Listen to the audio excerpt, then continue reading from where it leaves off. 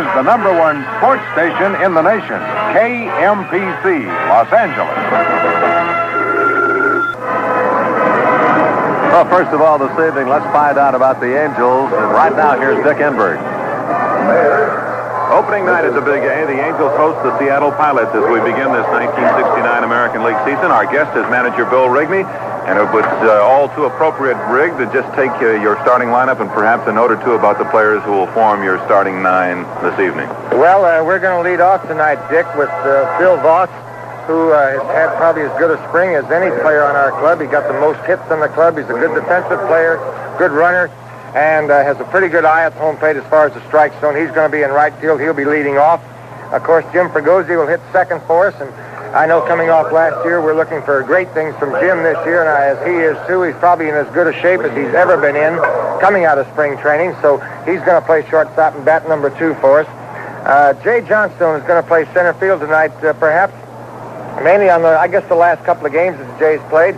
He's hit the ball hard, and it was either a question of either Davalillo or he, or Repos, or a combination of the 2 of the 4. And Vic went into a little bit of a mix-up and has been taking some extra hitting, but Jay has had a hot bat, so he'll be in center field hitting third for us. Rick Reichard, of course, who's going to be one of the big guns for us, we hope, this year, is be in left field. And we're looking for, and I know Rick is too, for a better year than he had in 1968. It might be the year when he's going to get it all done for us. And he has, as fine a year as he had last year, we're certainly, and I know he's looking forward to a better one than this year. Dick Stewart will be at first base hitting behind Rick. He's had a fine spring.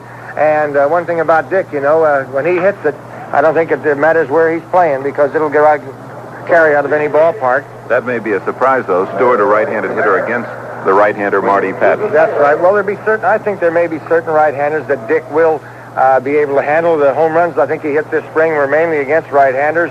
And watching him, he's got a good swing going, and right now it's early in the year, and I think while he has got a hot bat that we ought to take advantage of it. All right, that's Stewart in the number 5 spot, number 6. That's our little third baseman, Leo Rodriguez, who, to me, is one of the keys to this entire Angel offense this year. I think there's going to revolve around men like Aurelio. If he hits, it means we're going to have a pretty good attack. He's a fine glove, and he's a good playmaker, and he's coming off a season where he was injured and was hospitalized after having a fine start. And I think, though, that he's learned more. I know he's learned more English, and whether that's good or bad, sometimes we don't know, but he's a fine little player, and we're looking for a good year from him. Tommy Satriano is going to split the catching with Tom Egan. He's our catcher tonight, off his best year in 1968. So, of course, the other glove, the magic glove, is going to be at second base, Bobby Knapp. We're happy that his toe is healed enough to play, and I know he had his best year hitting last year for us. So all in all, along with Jim McLaughlin, our starting pitcher, I'm kind of pleased about this lineup, and I think that the players, I can sense it around the clubhouse that they're wound pretty tightly, and we're ready to go. You've gone through it many times as a player and as a manager. Any advice to a rookie announcer who is breaking into the big leagues tonight to try to cool the butterflies a bit? There's no way. It's amazing. No matter how long we play in this game, that first one is always the first one, and there'll be a butterfly in every little stomach around here tonight. You can bet. So you're no different. Come join the flock. All right, Bill. Thank you for the visit, and I suppose, needless to say, Angel fans hope that you get off to a winning start. Thank you, Dick. Bill Rigney, our guest. Right now, let's meet the man who's going to manage the Seattle Pilots, Joe Schultz, in his lineup. Joe, we've heard from Bill Rigney in his starting lineup. Now, how about yours? Well, Don, we're going to have Tommy Harper playing second base. He'll be leading off first. And as you know, Tom is a very fast man and a real fine base stealer. In hitting second, we'll have Mike Hegan, who's been probably the standout ball player for us this spring. He'll be in right field, and he can pull that ball through that hole pretty good when Harper's on base. And hitting in the third spot is an old nemesis, I'd say, of the both legs, Tommy Davis, who's done a real fine job for us in left field swinging the bat. Another popular player would be in the fourth spot, Don Mincher, whom everybody knows out here, and who's been, I'd say, completely recovered from all his injuries from this past year. At third base, we got Rich Rollins, who's been having a good spring. In center field, in hitting sixth, we'll have Jim Gosger. can cover the ground real well, and he too has been surprising with the bat. And hitting seventh will be the catcher, Jerry McNertney, whom we acquired from the White Sox, and who's a great defensive man, as well as Ray Euler, who will be batting eighth and playing shortstop. And our starting pitcher tonight will be an old favorite from around here who's got quite a future in front of him, Marty Patton. All right, now what about your pitching plans for tomorrow night? Our pitching plans, well, we were going to start the Steve Barber down, but he's come up with a stiff shoulder. He's going to miss a turn, but and in his place we'll have Mike Marshall. And he's out of the Tiger organization. That's right. Joe, I just saw Marvin Milks upstairs. He was a little on the nervous side. How about you? Huh? Well, we all get nervous on the opening day of the season, just like going into a World Series. I happen to be in 3 World Series, and anytime you don't get nervous when they start that first game, well, you got to be nuts then. You know, in 1951 at Wichita, Kansas, and of course that ball club was in the Cleveland organization. That's the first time I ever had a chance to see you manage. And you and Chris Pellicudis, who now is an umpire with the National League, you tangled a few times. And from that point on, when was your next opportunity of managing? Well, I went on managing down. I managed from that time all the way up to 1962. And when I finished up with the Atlanta club down there, when we won the Little World Series and everything, and after that I went over to the Cardinals as a coach and been with them ever since. Well, I know this. They picked quite a guy, and I don't have to go around and ask too many people as far as recommendations or references for Joe Schultz, because you've established a great name for yourself, and I know that all of us in the Angels organization kind of fear this outfit. You put together a team that's going to go out and pound out a few runs. Well, we're going to score a lot of runs down, but I'll say this, you got to give credit to the Los Angeles ball club here, too. I'd say the Anaheim Angels. They have a real good ball club, and Bill Rigney's a real fine manager. But it's going to be a knockdown, drag-out affair, and before this season's over, a lot of clubs are going to hear from us. You haven't elevated yourself up from the number 3 spot as yet. You're going to figure you're going to settle for third in the division? Well, I'll be happy to finish there. So a lot of ball clubs, but I always did say this, if the players play the way they're capable of playing, we'll do all right, and we have a chance to finish in third place. Joe, I want to thank you very much and want to wish you the best. Thank you. In 1969. Thank you. Joe Schultz, and we'll continue with Angel warm-up in just a moment. California Angels baseball is brought to you by Chevron Dealers Standard Station. Come to Chevron Island and win Wiki Dollars, the king of the money games. It's colossal. By Anheuser-Busch, brewers of Michelob, Budweiser, and Busch, the best popular priced beer in America. Pour yourself a glass or visit our Los Angeles brewery and we will prove it. By Continental Airlines, the airline that's better because it wants to be. That's the difference pride makes. Continental Airlines, the proud bird with the golden tail. And by Kent Cigarettes. Light up a Kent and let the good taste happen. Right now, wherever the good times are, millions of smokers are thinking, hey, what a good time for a Kent.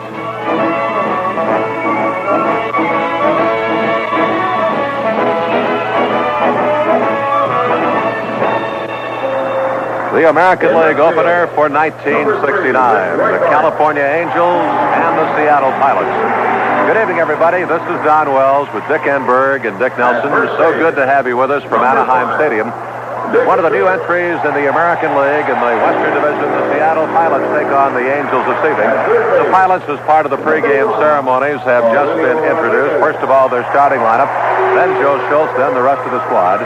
And now the introduction of the starting 9 for the California Ball Club, managed by Bill Rigney.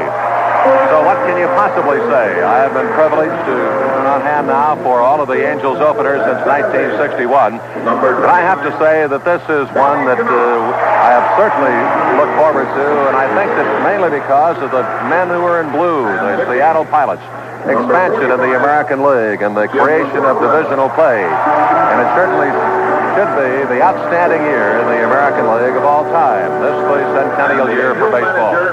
Starting pitchers tonight, Jim McLaughlin will be on the mound for the Angels. Mack is 110 and lost 15. Marty Patton, the ex-Angel, will start for Seattle. Marty last year with the California club, 1-4 and lost 4. We've had music tonight. It has been provided by the Kingsmen Drum and Bugle Corps. We've had a parade of Orange County mayors and beauty queens and horseless carriages, parade units including the Shrine, Tin Lizzies. We've had Mickey Mouse and the Ambassador Sherry Bescos of Disneyland, Knott's Berry Farm float, Anaheim Chamber of Commerce float, as well as the Navy Cruiser float and some fireworks as well. Now let's pick up this portion of our pregame ceremony. Ladies and gentlemen, our national anthem.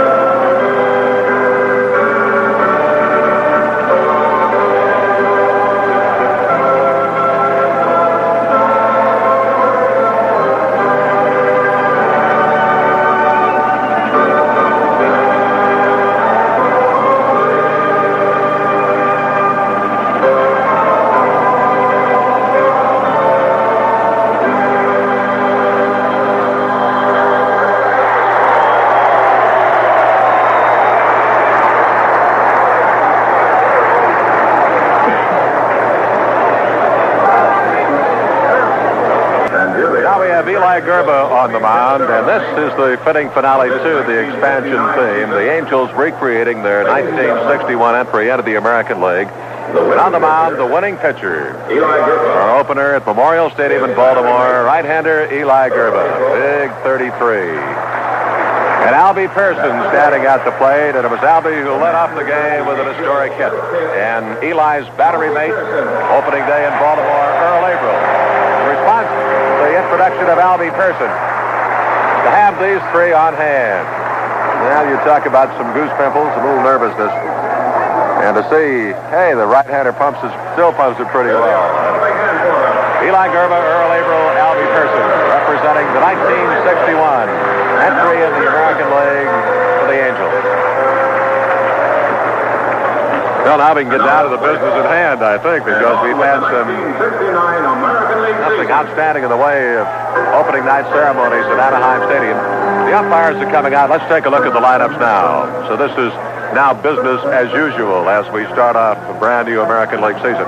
Leading off and playing at second base for Seattle will be Tommy Harper. Mike Hegan will be in right field. Hegan in right, batting second, to be followed by the left fielder Tommy Davis. Davis in left.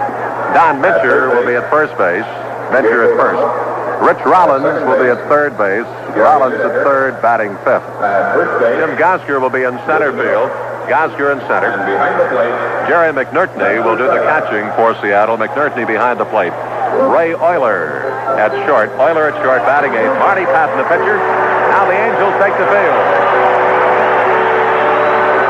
For the Angels, their leadoff man will be right fielder Bill Voss. Jim Fregosi will be at short. Jay Johnstone in center field, batting third. Rick Reichart in left field as a little aerial bombardment is on hand now. Reichart in left, batting fourth. Dick Stewart will be at first base. Aurelio Rodriguez will be at third. Rodriguez at third, batting sixth. Tommy Satriano will do the catching. Sir Thomas behind the plate. Then the second base, Bobby Knopp. Knopp at second. And the pitcher, Freckles and his friends, the redhead Jim McLaughlin. Say, listen, for your name during Home Run for the Money, Kent and Newport and Crew's exciting new game. Tonight's home run inning will be the bottom of the fifth. And our prize, $1,000. So that will be the home run inning this evening as we start play in this new season. Well, I know that he's a little bit on the nervous side. And it's certainly understandable. John Miley to my left begins his first year of Major League Baseball broadcasting. And I think as Bill Rigney told Dick in the pregame show when Rick gave his lineup, we'll just join the club because he told many, many years ago, if you ever lose that feeling, then you're out of business. You just, and every year, with every opening, it just seems to build and build and build because the excitement is always there. And actually, you don't need anything in the way of so-called World Series flooding or decoration to bring it about either, because this is it. Now, with all of the rigors of spring training behind us, now to get ready for the start of things that are just a good, solid, honest count from this point through 162 games. So, Dick Enberg, Richard, I just say join the club. We'll have some fun with it tonight, then we'll all see what happens here in 1969. Thank you, Don, and good evening, everyone. And I just hope the words arrive in time for the opening pitch. I suppose there are many fans listening right now who held a lifetime ambition to be a Major League Baseball player. I was one of them. Don was one, and Don has been with baseball, Major League Baseball, for 20 years. And tonight I'm a 34-year-old rookie, and I have to be the most excited man in the ballpark. This is a dream come true, and I'm pleased to have the opportunity provided by Gene Autry. Jim McLaughlin to pitch for the Angels. Tom Satriano down in his crouch to give the sign. Nestor Shylock, the plate umpire, says play ball. The wind-up, the pitch, and Tommy Harper lines one foul down the right field line, and the 1969 Angel season is alive. McLaughlin administers the first heartbeat to the brand-new Seattle Pilots. Tommy Harper, a right-handed hitter from Cincinnati and then with the Cleveland Indians last year. Batted .217, the one-strike pitch high over his head, and Harper had to fall down on his backside to elude the inside fastball. A ball and a strike to Tommy Harper. He'll be followed by right fielder Mike Hegan and the left fielder Tommy Davis. I'd say things are genuinely underway now. The second pitch of the game, and Harper sits down. A curveball is high and inside, 2-1. Defensively for the Angels, Rodriguez at third, Fregosi at short. Bobby Cannot back on the outfield grass at second. Dick Stewart is the first baseman. In the outfield, Reichard in left, John Stone in center, Voss in right. The pitch swung on, grounded sharply inside the bag, fair, down the left field line. Harper racing around first as Reichard runs the ball down in the corner, and Harper's in standing with a leadoff double for the Seattle Pilots. Number 8, right fielder, Mike Hegan. This Seattle ball club, as they arrived at Anaheim Stadium tonight, a most serious group of young men, and they basically are young. They didn't want a kid. There was no frolicking. They hardly would give you a hello. They are here to try to begin a whole new era in the great Northwest with a victory. Here's Mike Hegan, the top hitter in the spring for the Seattle team. Harper at second. The pitch to the left-handed batter is a fastball called strike. Dave Distel of the Register here in Orange County, tonight's official score. No one out. Tommy Harper at second base. Top of the first inning. Mike Hegan, whose father played many years behind the hitter with Cleveland, takes a fastball at the knee. Strike two called. Mike this spring batted .385 to lead the Pilots in hitting. He scored the most runs, 16, had the most hits, 30, and knocked in the most runs, 13. Last year at Syracuse, batted .304. McLaughlin stares in, gets his sign, working from the belt, checks second base. The 0-2 pitch on its way now to Hegan. Curveball inside. 1-2. Seattle in the spring won 12, lost 16, and defeated the Angels 3 out of the 4 times they met. The Angels broke even, winning 14 and losing 14 in the spring. Hegan will try to ground that ball to the right side and move Harper along. The 1-2 pitch swung on and looped foul behind home plate, out of play. Right into the lower press box section, and that picked off somebody's glasses. And there they go down the screen. There evidently was an ashtray that is spinning down the screen. That's a nice little opening night trick, too. You don't see many of those. Well, that was a flying saucer there for a minute. 1-2 to Mike Hegan. McLaughlin ready. He delivers. Swung on, long drive to right center field. It's very deep. Back to the wall is Johnstone. Hegan will touch them all.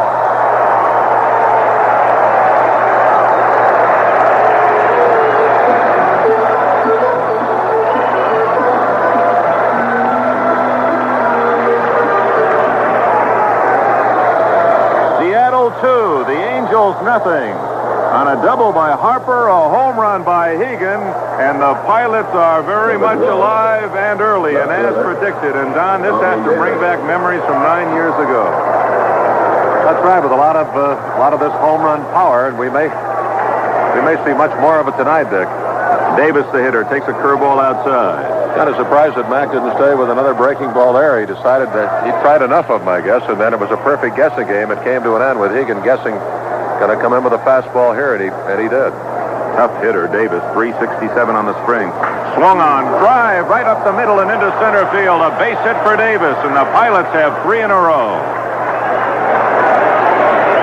And that one almost took the right kneecap of Jim McLaughlin with it as he drilled it right through the box and into center field.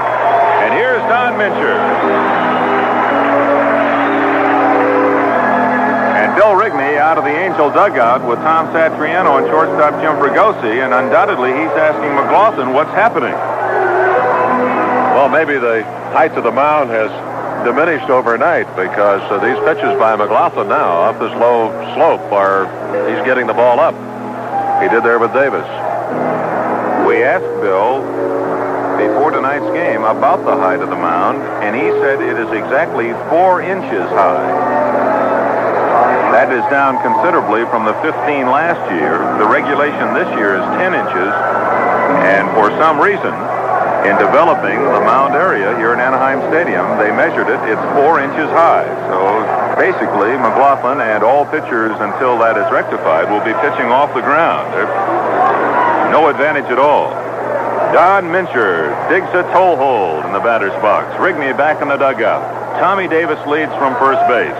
And Mincher, who hit 2 home runs this spring, both against the Angels. Oh, how he'd love to repeat Hegan's act. He swings and drives one foul down the first baseline as he ripped it just beyond the bag, and Dick Stewart. Umpire Lou DeMuro motioning with both hands to the stands, indicating it was a foul ball. Nestor Shilak, the home plate umpire, Lou DeMuro at first, Jerry Neudecker at second, and Jake O'Donnell at third base. Mincher batted .262 in the spring. 1 strike pitch on its way. Inside and by Satriano, it hit Mincher. It hit Mincher on the right leg as he tried to skip away from it. So Mincher gets up slowly, and now trots. He motions for the trainer to go back in the dugout. He trots to first base.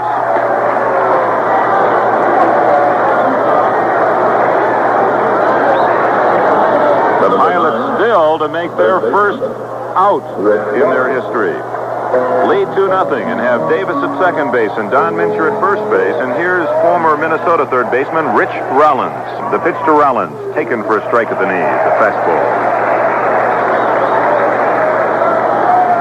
In the National League, Atlanta defeated the San Francisco Giants for the second night in a row, 10-2. Felix Millan hit a grand slammer for the Braves. Ernie Banks hit 2 home runs to lead the Cubs to a 7-6 win over the Phillies in 11 innings at Wrigley Field. McLaughlin checks Davis and delivers to Rollins. Swung on, fly ball, should be easy for Reichard. He's back a couple steps and to his left and makes the catch. The throw-in from Reichard gets over the glove of Fregosi, but McLaughlin was backing up the play at third base. No advance. Davis returns to second, Mincher at first.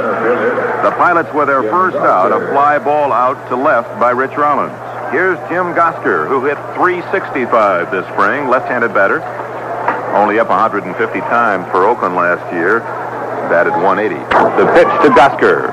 Curve in the dirt, gets away from Satriano, but just behind him, and he quickly scoops it back with his glove. Davis back to second, Mincher leads from first. 1 ball count to Jim Gosker, the pitch. Inside with a fastball, spins Gosker away. On deck is the catcher, Jerry McNertney. The 2-ball pitch to Gosker. Outside, ball 3 with a fastball. And McLaughlin working himself into quite a jam here in the first inning. Frankie Crissetti, third base coach. And outside, ball 4, a fastball, and Gosker walks to load the bases. This is where you get to that point. Now look out, because sooner or later he's going to have to compensate for this, and now you're in the trouble area. Here's McNertney, who with the Sox last year batted only .219. But against the Angels' lifetime, a .295 hitter. He's always been troublesome, a tall right-handed batter. Had a good spring, hitting an even .300. 1 out, bases loaded. The pitch to McNertney. Swung on, line drive over the head of Fregosi. It's in for a base hit. 1 run scores. Mincher on his way from third. The throw by Reichart to the plate is high, and Mincher slides in with a 4th Seattle run.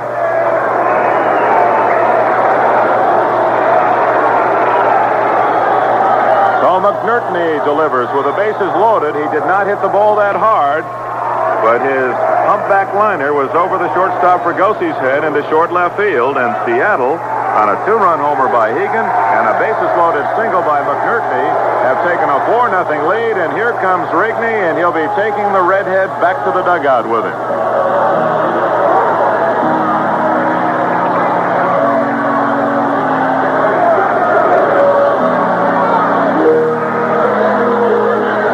So, young Jim McLaughlin, who won 2 games this spring and had pitched most effectively, can't get through the first inning on opening night. He allows a leadoff double to Tommy Harper. A 2-run home run by Mike Hegan. Tommy Davis drilled a single to center. He hit Don Mincher. He got Rollins to fly to left, but then walked Jim Gosker to load the bases, and Jerry McNertney hit the first pitch into left field for a 2-run single. And at Seattle 4, the Angels yet to come to bat. I know, Don, this does not surprise you. It's surprising that McLaughlin was cuffed so hard in the first inning, but it is not surprising at all for those of us who saw Seattle this spring to note the fact that they're just going to hit well all year long. They're going to be in every ball game regardless of their pitching because they are going to score runs. Ray Euler. Yeah, the young man, the left-hander from Carson Newman in Tennessee, Clyde Skeeter Wright, to try to bail out McLaughlin. Here in the top of the first inning, the Pilots still have runners at second and first, leading 4-0. And here is the shortstop, Ray Euler, right-handed batter, swings and chops it foul toward the Angel dugout. Euler with the world champion Detroit Tigers last year, and of course he can field his position as well as any big leaguer. His hitting has always been questionable, and last year batted only .135 with the Tigers. Chokes up on the bat, right-handed hitter. Angels play him straight away. Outfield just a step or 2 to the left. Angels at double play depth in the infield as Wright checks back at the runners, and the 1-strike pitch is low and blocked by Satriano. The runner's trying to advance, and Satriano can't find it, and both runners move up 90 feet.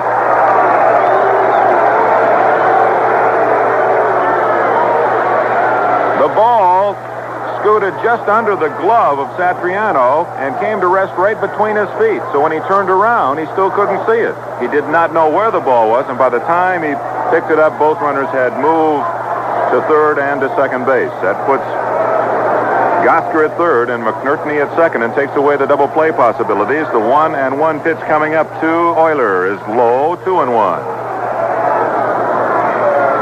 Charge Wright with a wild pitch. The Pilots lead 4-0 and threatening to score more. The left-hander Wright is set. He rocks into his motion the pitch. Taken low, ball 3. 3-1 to Euler. The base at first is open. The pitcher on deck, Marty Patton. And for the ex-Angel right-hander, it has to be comforting as he stands in that on-deck circle to know that he starts this game with at least a 4-run pad. To watch out for him offensively, too. He can swing that stick. 3-1 to Euler. Taken high, ball 4, and the bases are loaded again. We pause for station identification. This is the Angels Baseball Network. This is Don Reed, KMPC News. When the news breaks, KMPC puts the pieces together. Stay tuned following the game for the latest news. KMPC. Los Angeles.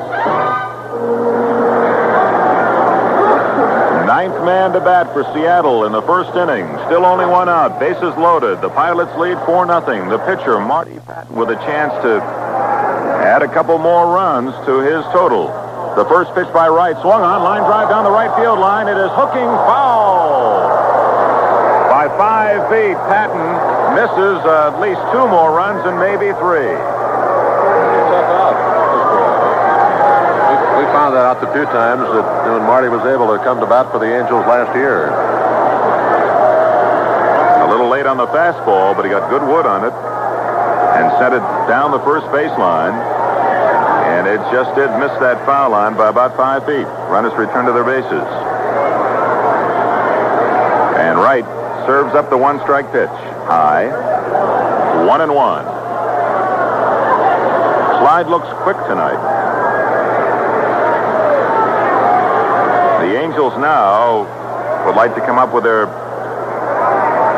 patented defensive stopper, the double play. And Fregosi and Canap edging toward second base and playing at double play depth as Wright pitches the 1-1. Foul back to the screen. And Marty Patton had a good cut at that one. I think his signature for the Seattle team, Dick, here at the beginning of things is the fact that Joe Schultz, as a manager, does not like timid hitters. He doesn't like defensive hitters. We haven't seen a defensive hitter go up there tonight. We haven't seen a Seattle hitter, and they've gone through the first 9 swing and miss a pitch yet in the first inning. They've gotten a piece of it, fair or foul. The 1-2 delivery. Strike 3 call.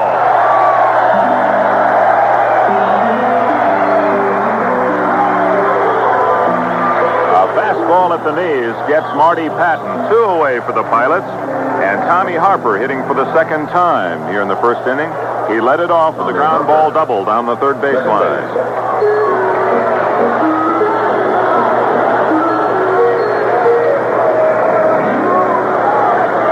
In the preseason game won by the Pilots 14-9, they batted around in 2 different innings. The pitch from Wright. Swung on, shot toward third. Rodriguez backhands it and gets the force to third. Are out in the first inning. They score 4 runs on 1, 2, 3, 4 hits. No Angel errors and 3 men left on base. End of the first half of the first. Seattle 4. The Angels come to bat. Want to play Kent, Newport, and True's Home Run for the Money? You could win $1,000 or more. Nothing to buy. If you're over 21, send your name and address to Home Run for the Money, Box 3, Los Angeles, California, 90051. Along with the bottom flaps from 2 packs of Kent, Newport, or True. Or print the word Kent, Newport, or True in plain block letters on 2 pieces of 3x5 paper. That's Box 3, Los Angeles, California, 90051. A new game every week, so play every week. Then listen here for your name. Void where prohibited. What a good time. What a good time for a Kent. Hey, hey, what a good time. The good taste of Kent was meant for a day like today. Anytime, anywhere the fun is, you light up a Kent and good taste happens. What a good time for a Kent.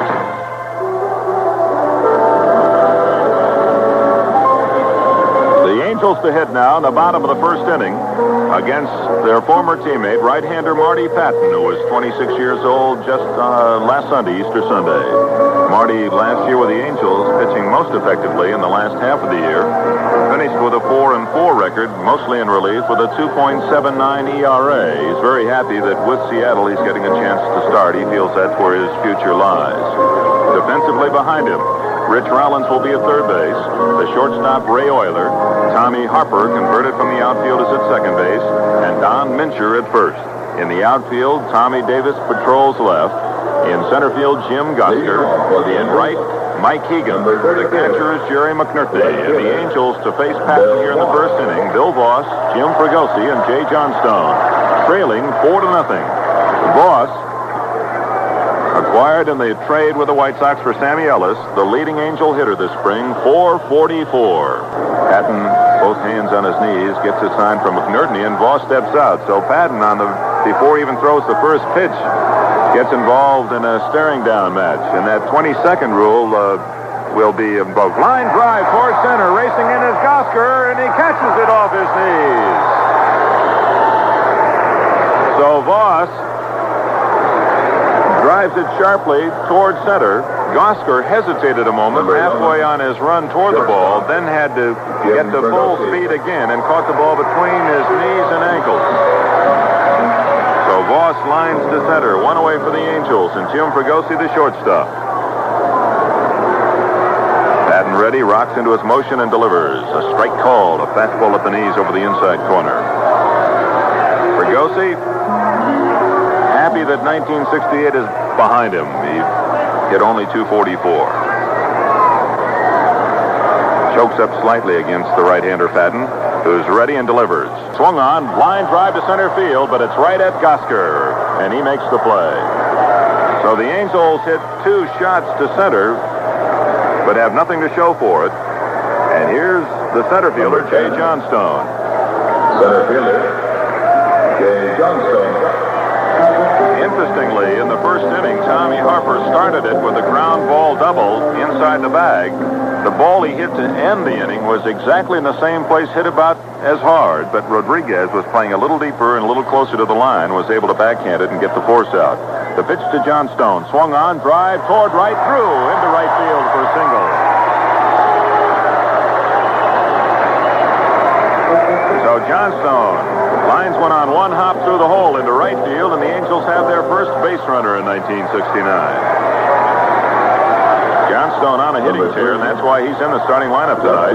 Had 4 hits in the last exhibition game Sunday against Oakland.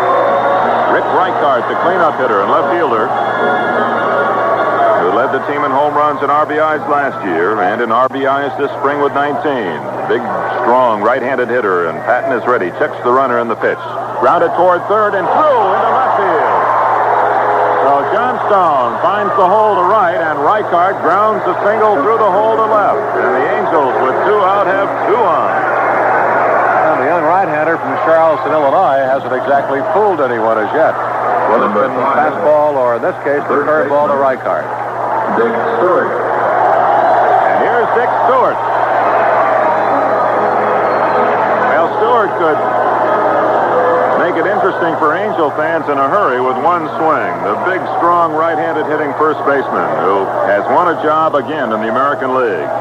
He told me before the game he has never hit a home run in the first game of a season. But he said with a twinkle, I might start tonight. The pitch.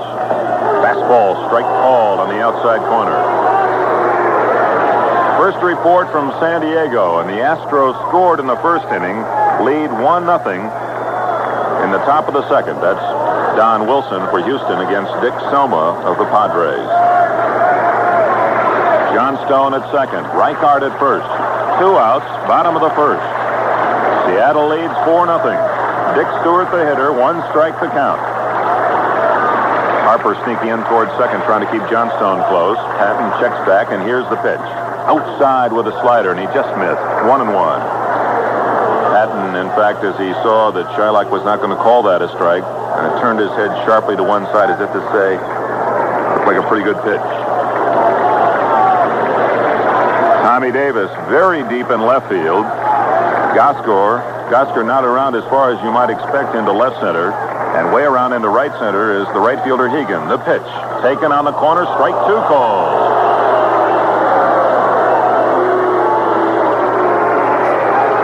Good fastball by Marty Patton. Stewart did not like the call. 1 ball and 2 strikes the count. Johnstone with a walking lead from second base. Reichart with a big lead at first, and the Don Mincher is playing very deep behind him. 1 ball, 2 strikes, and hadn't been using the fastball on Stewart. Here it comes. Curve outside and just missing again. 2-2. Stewart, although he is a power hitter, and most long ball hitters have bad reputations as far as knowing the strike zone, tend to chase bad pitches. That is not true with this veteran 36-year-old former Pittsburgh and Boston star. He knows the strike zone very well. 2 balls, 2 strikes to Stewart. 2 runners on. The pitch fouled back into the mezzanine level.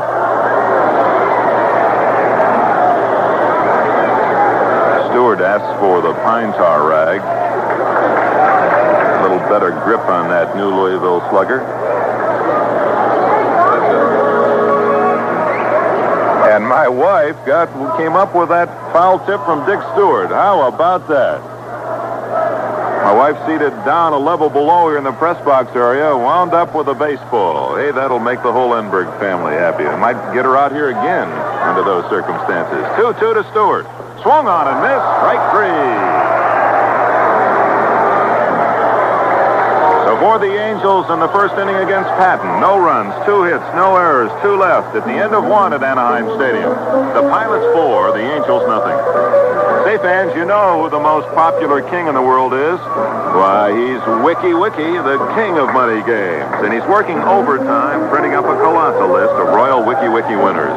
Lucky winners like these: C. Jackson, Mrs. Edwin Norton, Evan Lee Buckholz, Gay D. Medlock, Velta Euskuritis, Henry Farfan, William Tyrone Hill is a winner, as is Ken L. Williams, Fred Darling, Charles J. Keyes, Dwayne E. Teach, and Lorna J. Friddle.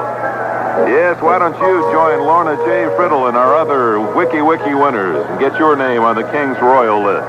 Then come to Chevron Island and win Wiki dollars. It's the king of money games with over $2,300,000 in cash and merchandise available. And no purchase is necessary. You just pick up your game card at over 3,000 standard stations and participating Chevron dealers. And win Wiki dollars. Wiki. Void where prohibited. Winners paid through April 27th.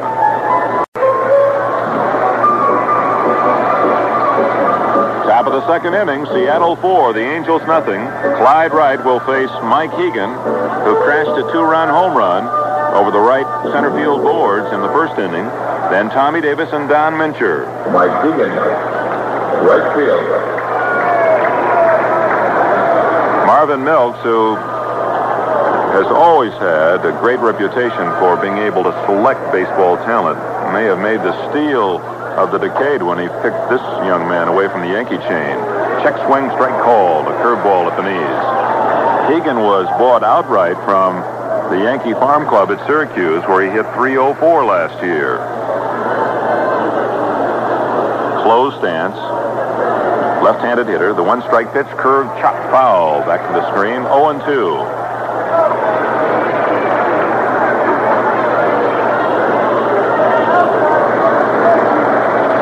Seattle uniforms are powder blue, the road uniforms, powder blue with dark blue and yellow trimming. Seattle emblazoned across the front of the jersey.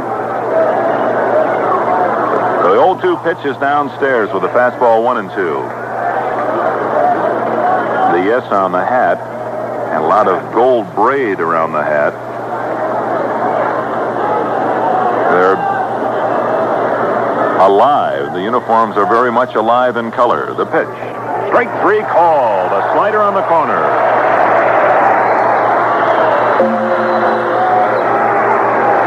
So Clyde Wright gets his second strikeout. Hegan caught looking. Here's Tommy Davis. Davis singled sharply up the middle. And I believe his drive against Jim McLaughlin rattled the young right-hander as much as the home run that had preceded Davis by Hegan. In that first inning, a double by Harper, home run by Hegan, Seattle 2-0. Then Davis singled, Mincher hit by a pitch, Gosker walk, and McNerney singled. Fastball on the corner, strike 1 to Tommy D. That's where McLaughlin exited. Ray Euler then walked, the first man that Clyde Wright faced. Then he struck out Patton and got Harper to ground to third. Davis swings and sends a drive toward right, racing back his boss. He's near the warning track and makes the play. So Davis shoots a line drive to deep right field. Bill Voss makes the catch. Seattle with 2 away, and here's Don Mincher, who scored the 4th Seattle run in the first inning after being hit by a pitch. You talk about convenience. Well, Continental Airlines has 7 convenient nonstop Golden fan jets from L.A. to Chicago every day. The pitch from right. Chopped towards second on 2 big hops to Knopf, and it's an easy play for the Golden Glove second baseman, and the Pilots are out in order in the second inning. No runs, no hits, no errors. And after an inning and a half in Anaheim Stadium, Pilots 4, Angels nothing. Last year, 4 million people toured Anheuser-Busch breweries. They saw the extra time and care we take in brewing our beer. They saw the quality ingredients used in brewing Busch. They were told how the carbonation in Busch is in-brewed, not pumped in like some other beers. Of all the popular priced beers, only Busch has in-brewed carbonation. Visit our Los Angeles brewery and let us prove to you what makes Busch the best popular priced beer in America. After all, 4 million Americans can't be wrong. Bottom of the second inning, the Angels trailing Seattle 4-0. Other scores around the American and National League today and tonight.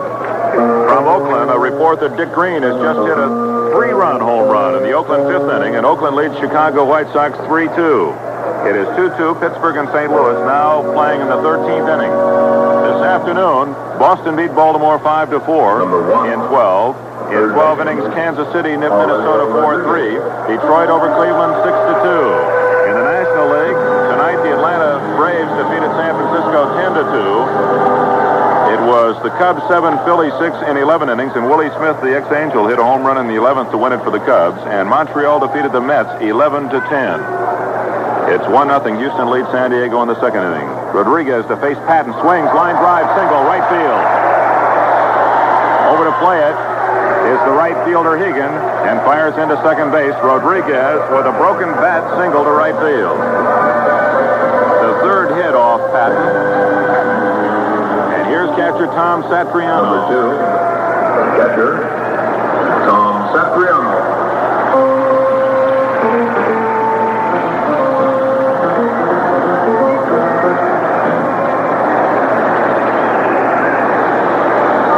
Tom Satriano, and although he has been with the Angels since their first year, 1961, this is his first start in an opener.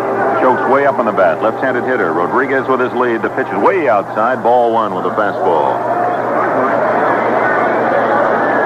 So Marty Patton, although he's able to lean on a 4-0 cushion, has not been fooling the Angel hitters, giving up 3 hits and 2 line drive outs.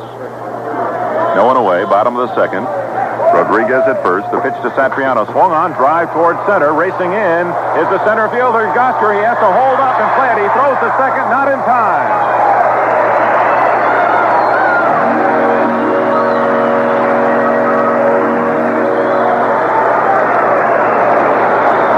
So Satriano jammed with an inside fastball. Lofted one over second base into short center field. And Gosker, racing in, had to hold up and let it bounce on one hop in front of him. Rodriguez, gambling that he would not get to it, was able to scramble into second base before Gosker's throw. So the Angels, with no one out in the last of the second inning, have runners at second and first base, and here's second baseman Bobby Cannab. Slide right to pitcher to bat next. Seattle infield at double play depth. They play Cannab straight away. In the outfield, as Patton, working from the stretch, looks back at Rodriguez and delivers a curveball that misses high, 1-0. Eddie Fisher is now warming up in the Angel bullpen, just in case manager Bill Rigney would want a pinch hit for Clyde Wright.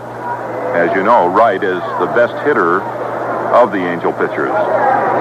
He leans on a bat in the on-deck circle. The 1-ball delivery to Cannab.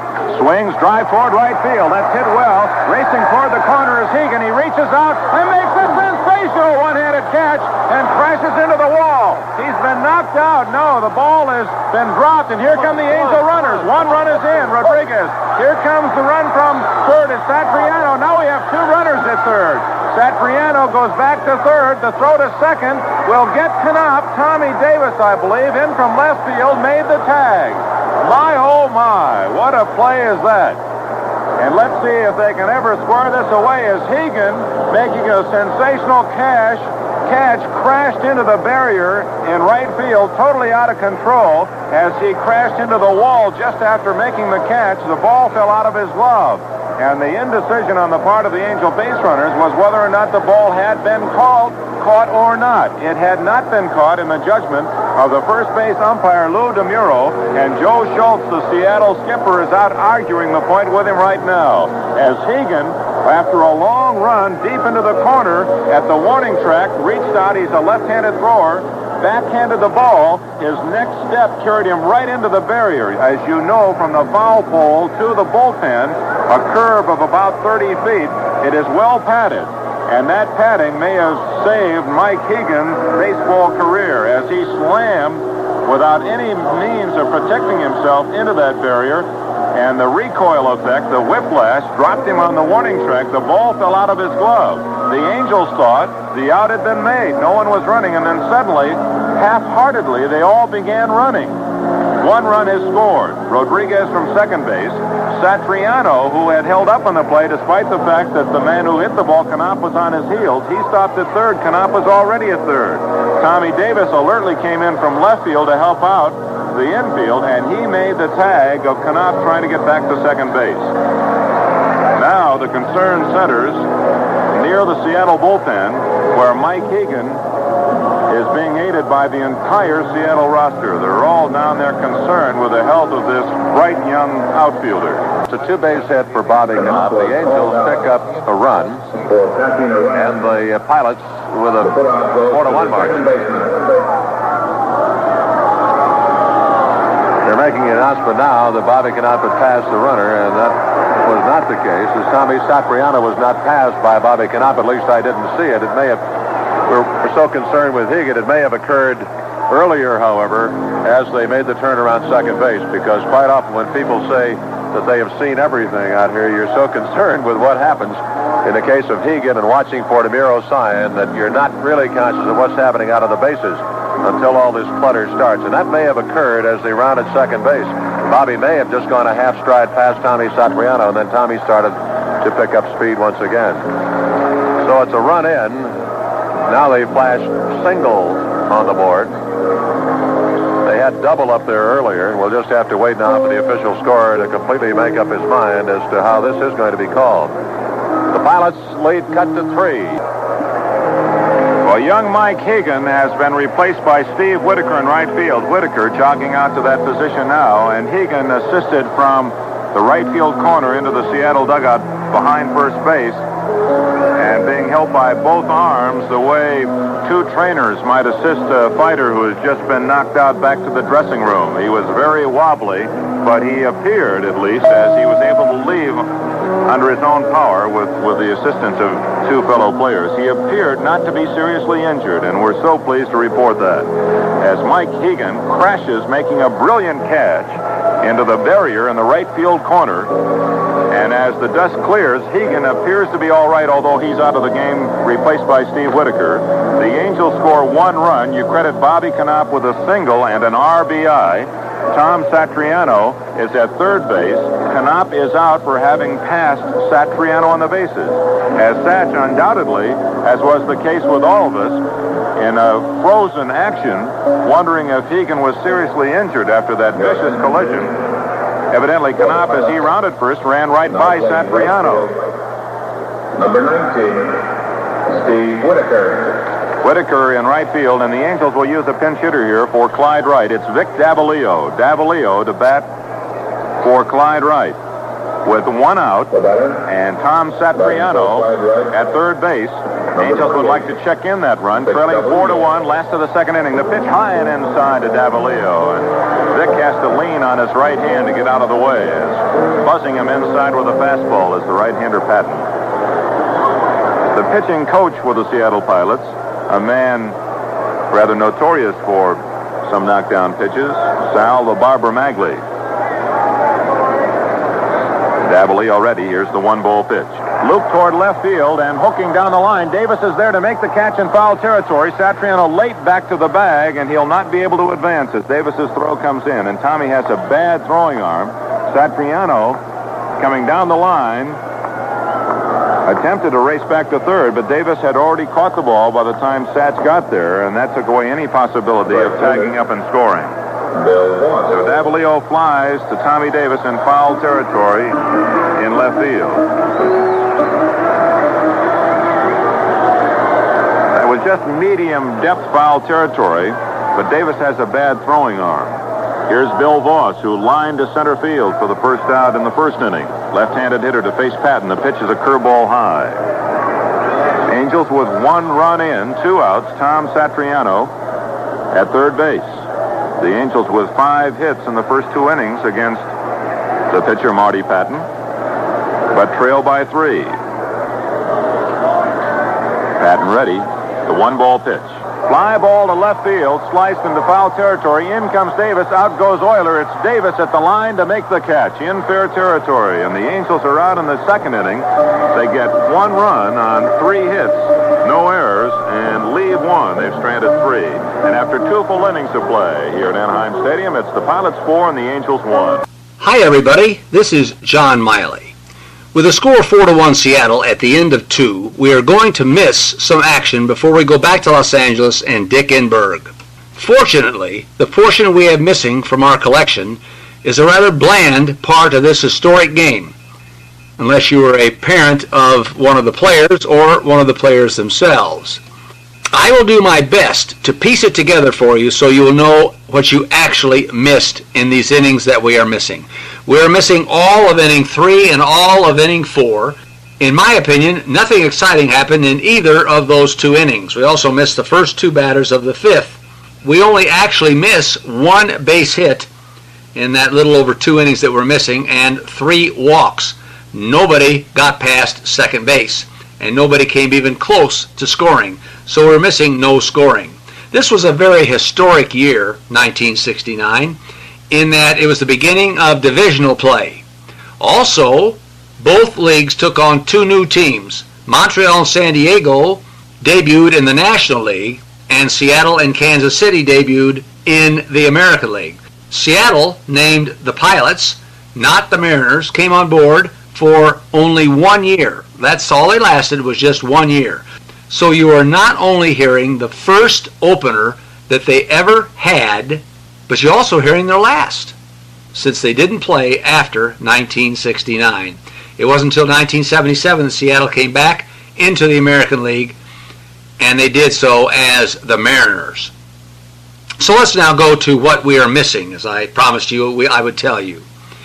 The Pilots in the 3rd inning, with Eddie Gene Fisher pitching for the Los Angeles Angels, he got the side out 1-2-3. Rich Rollins grounded out from Rodriguez, the third baseman, to the first baseman Stewart. Jim Gosker grounded out from Fregosi, the shortstop, to the first baseman Dick Stewart. And Jerry McInerney popped out to shortstop Fregosi in short left field. 3 up, 3 down, score still 4-1 in favor of Seattle going into the bottom half of the 3rd. In the bottom half of the 3rd, the Angels, Jim Fregosi grounded out from Tommy Harper to Mincher, second to first. Jay Johnstone grounded out, first baseman Mincher unassisted, and Rich Reichart singled into right field. Pitcher Marty Patton then walked Dick Stewart, and Reichart moved up to second base. So now the Angels had the tying run at the plate in the presence of Rodriguez. Rodriguez stood at the plate and took 3 strikes, and that was it for the Angels in the 3rd inning. Score still 4-1 after 3. The Pilots in the 4th inning, Kyler grounded out, first baseman unassisted, first baseman being Dick Stewart. Marty Patton, the pitcher, grounded out, second base to first, Knopp to Stewart. Tommy Harper walked. Steve Whitaker grounded out, second base to first, Knopp to Stewart, and the score was still 4-1 at the end of 3.5 innings. In the bottom of the 4th, in the Angels' 4th, Patton walked Tom Satriano. Bobby Knopp grounded into a double play, Rollins to Harper to Mincher, third to second to first, and there were 2 out and nobody on. Fisher struck out, and the score was still 4-1 at the end of 4 innings. In the Seattle 5th inning, Tommy Davis flew out to center fielder Jay Johnstone, and Mincher popped out to Rodriguez at third base in foul territory. And we're right up to date. So now let's go back to Los Angeles and Dick Enberg as he's giving scores in the top half of the 5th inning with a score 4-1 in favor of Seattle. Kansas City defeated Minnesota in extra innings 4-3. The Pilots lead here 4-1 in the fifth inning, and the Padres are tied 1-1 in San Diego. Knuckleball is low. Thanks to Bob Speck, the director of sports programming at KTLA Television here in Los Angeles, our outlet for Angel telecasts, who says, please extend our good wishes to Don Wells. We're delighted to have you both with us and hope the association will be a long and happy one. Thank you, Robert. And our thanks also to Alan Rich for his kind words in his syndicated newspaper column. Knuckler misses ball 2. Just wish that Bob Speck wouldn't send those wires collect, though. That's always bothered me. Is that what that means? The big C is for collect. 2-0 to Rich Rollins with 2 away. Knuckleball misses inside, 3-0. So Fisher will have to come in with something more palatable for the hitter. And on 3-0, Rollins looks hopefully down at his third base coach, Frankie Crosetti. On deck, center fielder Jim Gosker. Fisher winds and delivers. Fastball right down the middle at the knees. 3-1. Now Rollins looks at Crosetti, and with a 3-run lead and 2 away, Rollins may be able to take a crack at this one. Fisher quickly back to the plate, inside with a knuckleball, ball 4. That's the second walk given up by Eddie Fisher. And with 2 away in the Pilot fifth inning, here's Jim Gosker. He's 0 for 1. He walked in the first inning, center field, and grounded to Fregosi, who made a fine play behind second base. Gosker, a left-handed batter. Speaking of Fregosi, he was involved in a humorous incident tonight. We'll relate that to you in a moment. Swung on and missed. One-handed swing by Gosker as the knuckleball flittered and floated outside. Fregosi, wearing his new Angel uniform. All the uniforms new tonight, including the new socks, of course, new caps, as the Angels start out fresh, as all ball clubs do on opening night. Here's the one-strike pitch. The runner breaks Rollins. It's off the glove of Satriano. Rollins rounds second. He's going to try for third. Satriano scrambles, throws to third. The slide. He's in. Head first goes Rich Rollins as he was stealing second base. So credit Rollins with the steal of second. He goes to third on the pass ball as the knuckleball got away from Tom Satriano. Very difficult play for the catcher. He sees the runner breaking, so he's jumping out of his crouch to make the catch and the throw. And the tendency, of course, is to take your eye off the knuckleball. And any catcher will tell you you just can't do that or you'll have a pass ball. The pitch to Gosker swung on and missed. And the Pilots are out in the fifth inning as Gosker goes down swinging. Fisher records his first strikeout. So in the fifth for Seattle, no runs, no hits, no errors, and 1 left. They've now stranded 5. And at the halfway mark in Anaheim Stadium, the score remains the Pilots 4, the Angels 1. Big A, Big D. That spells AD in capital letters, and you can add fun to the weekend by keeping in mind the Big A and Big D. A for Angels at Anaheim Stadium, D for Disneyland. The entertainment bargain of the year is coming your way Sunday with the 3rd annual Angels Disneyland doubleheader. The Minnesota Twins at 1 p.m., followed by unlimited rides at Disneyland from 4 until midnight. And it's yours for just one package price. $6 for reserve seats, $7 for box seats. We suggest you purchase your tickets tomorrow at any of the following locations: the Anaheim Stadium box office, Disneyland box office, mutual ticket agencies, Bufham's department stores, Wallick's Music City, and at United California Banks in Orange County. So that's this Sunday, the Angels Disneyland Family Fun Day. And that's a reasonable price for such a big package. $6 for reserve seats, $7 for box seats, the baseball game, and Disneyland from 4 until midnight. Unlimited use of the rides at Disneyland. Pilots, 4 runs, 4 hits, no errors. The Angels, 1 run, 6 hits, no errors. Here's Dick. And the Angels are up now in the fifth inning, and this is it. The exciting home run inning brought to you by Kent Newport and Crew. Today's jackpot, $1,000. And hitting for George Meadows of Linwood, California, Bill Voss leading off the Angel fifth inning. The Angels trail by 3. The pitch from Patton, bunt try, foul toward the Angel dugout as Voss, who is an excellent bunter, tried to drop the ball down the third baseline.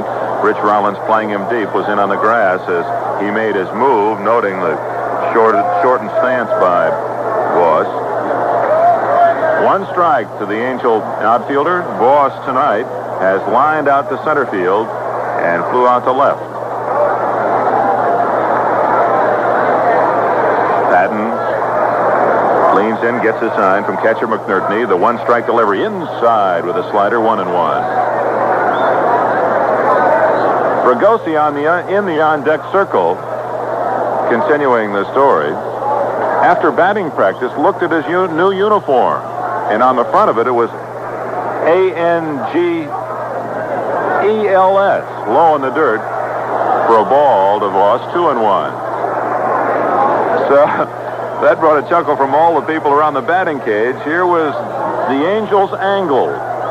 Angles Fregosi, ANGLES. He says it's going to be some year. He's gone in, and he has a new one on now. It's the correct spelling. 2-1 to Voss. Grounds it sharply, but right at Mincher, who charges the ball and will make the play himself. Gets the out at first base. One away for the Angels.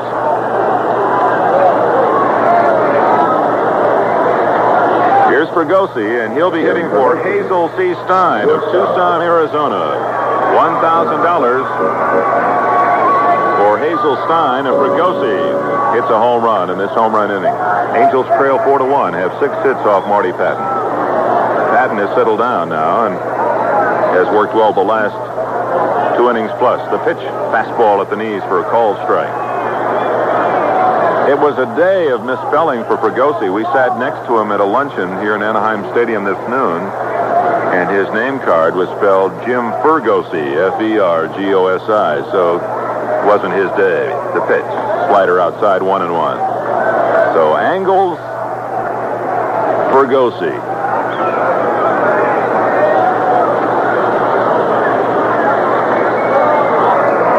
Patton backs off the rubber, takes a deep breath. Now peers in as McNertney sends out the sign. The 1-1 pitch to Fregosi. Swung on, looped toward right field down the line. Mincher charging out in foul territory toward the stands. It'll drop in the stands in the second row beyond the tarpaulin in right field. They're now in the top of the 9th inning at the Oakland Coliseum with a score: the A's 5, Chicago 2.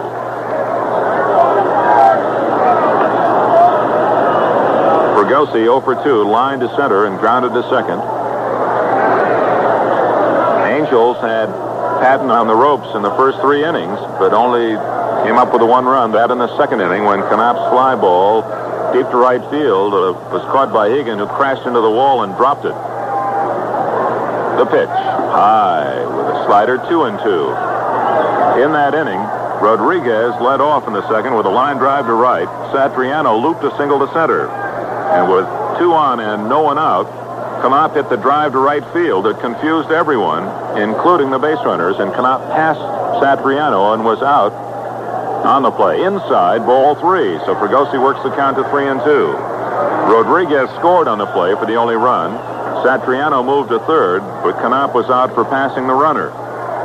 Angels failed to get Satriano in from third with 1 away, and so the score remained 4-1. The Pilots on a 2-run home run by the injured Mike Hegan was not then, of course, in the first inning, and 2 more on a bases-loaded single. Fregosi swings, and it's a high foul fly that is bending toward the stands and will fall beyond the Angel dugout. Then kangaroos back toward the terrace boxes, and now the scramble as it comes to rest under someone's seat.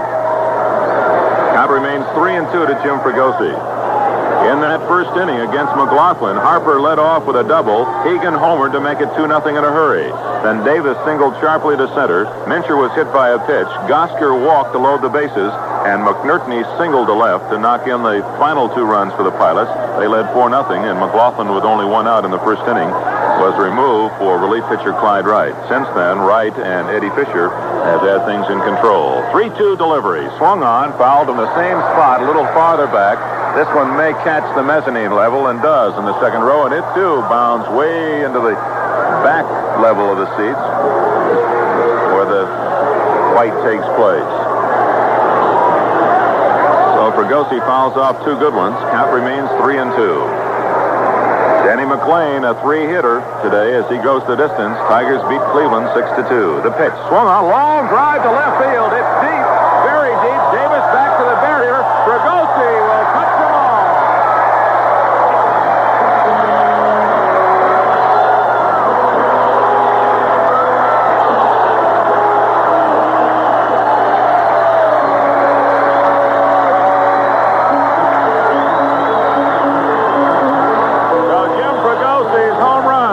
By the Angels in 1969, cuts the Seattle lead to 4-2, and misses Hazel C. Stein of 3445 East Willard, Apartment F in Tucson, Arizona. You've just won $1,000 as Fregosi hits a home run for you in our jackpot inning. And now it's F.A. Robinson Jr. of Los Angeles, represented by Jay Johnstone, and $1,000. The new jackpot begins. The pitch to Johnstone. Curveball is high, and Patton could be tiring. He has worked a long 4 innings plus, allowing now 7 hits and the 2 runs. Johnstone, 1 for 2, lined a single to right and grounded to first. The pitch, taken inside on the corner for a strike. Just nipping that inside corner. The count is 1-1 to Jay Johnstone. For the first time out, they're throwing everything at us. You get a jackpot inning every game throwing it to home run, right, Dan? That's our first Arizona winner, too. Congratulations to Hazelstein. The pitch, chopped foul right off the numbers of Jay Johnstone. And the ricochet is fielded by Mr. Shylock, who gets a hand. I'll tell you. Give him a Cupid doll.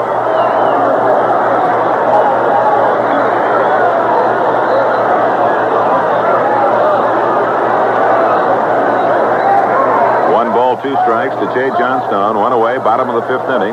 Seattle 4, Angels 2. Here's the pitch. Swung on. Short fly ball to right field. Racing out is Harper, the second baseman. He's there. Waves off the outfielders and makes the catch. 2 away for the Angels. Harper gets Johnstone. And here's Rick Reichart, the Angel cleanup hitter, who's 2 for 2 tonight, with ground ball singles to the hole to the left side. And the last time, drilled one on the ground by Minter and Harper into right field. Rick Reichart is batting for Joe Walsh of Long Beach, California. The jackpot at $1,000. We already have one winner as Fregosi kisses one for Hazel Stein worth $1,000.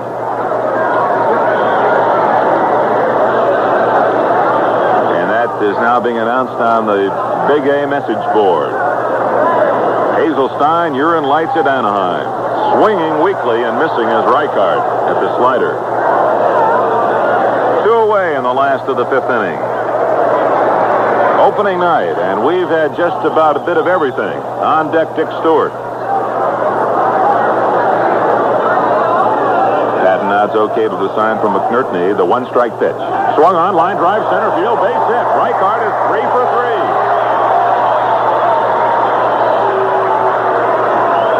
And here's Dick Stewart representing the tying run for the Angels. Stewart has struck out and walked tonight. And Dick Stewart is batting for Daniel Gaines of Las Vegas, Nevada. Action now in the Seattle bullpen. Diego Segui back up. Right-hander. If Stewart is successful, Aurelio Rodriguez would be the next Angel hitter. Here's big Dick Stewart, 36 years old. Last 2 years with the Taiyo Whales in Japan. And now has won himself another Major League contract in the New Look American League. Reichart has his lead. The pitch by Patton. Taken at the knees. A strike. A good slider. Patton has been able to find home plate with that slider to complement his fastball. He's thrown very few big curveballs. Segui working quickly now. He gets warm down the right field bullpen. The 1-strike pitch to Stewart. Swung on and missed. Strike 2. And Stewart was fooled on an outside fastball. He did not have a good swing. So Patton jumps ahead of the Angel first baseman 0-2. Rick Reichart, with the 8th hit off Patton in 4 2/3 innings, is at first base. The Angels trail 4-2, although the Pilots have half the Angel hits, 4. from the belt. Here's the pitch. Swings and misses. Strike three. Marty Patton has his fourth strikeout, the second time he's gotten Stewart. So for the Angels in the fifth inning, they get 1 run on 2 hits, no errors, and leave 1. With 1 winner, $1,000 going to Hazelstein of Tucson, Arizona. We'll be back with our jackpot inning and one of the 9 innings tomorrow night against the Seattle team, and the jackpot will be worth $1,100. Score at Anaheim Stadium, end of 5 innings. Pilots 4, Angels 2. Come on, baby. There's $2,300 on you, kid. Be cool now. Kent Newport and True bring you Home Run for the Money, the game that puts the Angels at bat for you. Here's the pitch. Each game, one Angel inning will be selected as home run inning. During this inning, a name is drawn each time an Angel comes to bat. If it's your name and that Angel hits a home run, you get $1,000. If no home run is hit during home run inning, the jackpot increases by $100 next game and keeps building till someone wins. If a grand slammer is hit, you get a $25,000 bonus. To enter, send your name and address to Home Run for the Money, Box 3, Los Angeles, California, 90051, along with the bottom flaps from 2 packs of Kent Newport or True. Or print the name Kent Newport or True in plain block letters on 2 pieces of 3x5 paper. That's Box 3, Los Angeles, California, 90051. Anyone over 21 can play. Void where prohibited. No purchase necessary.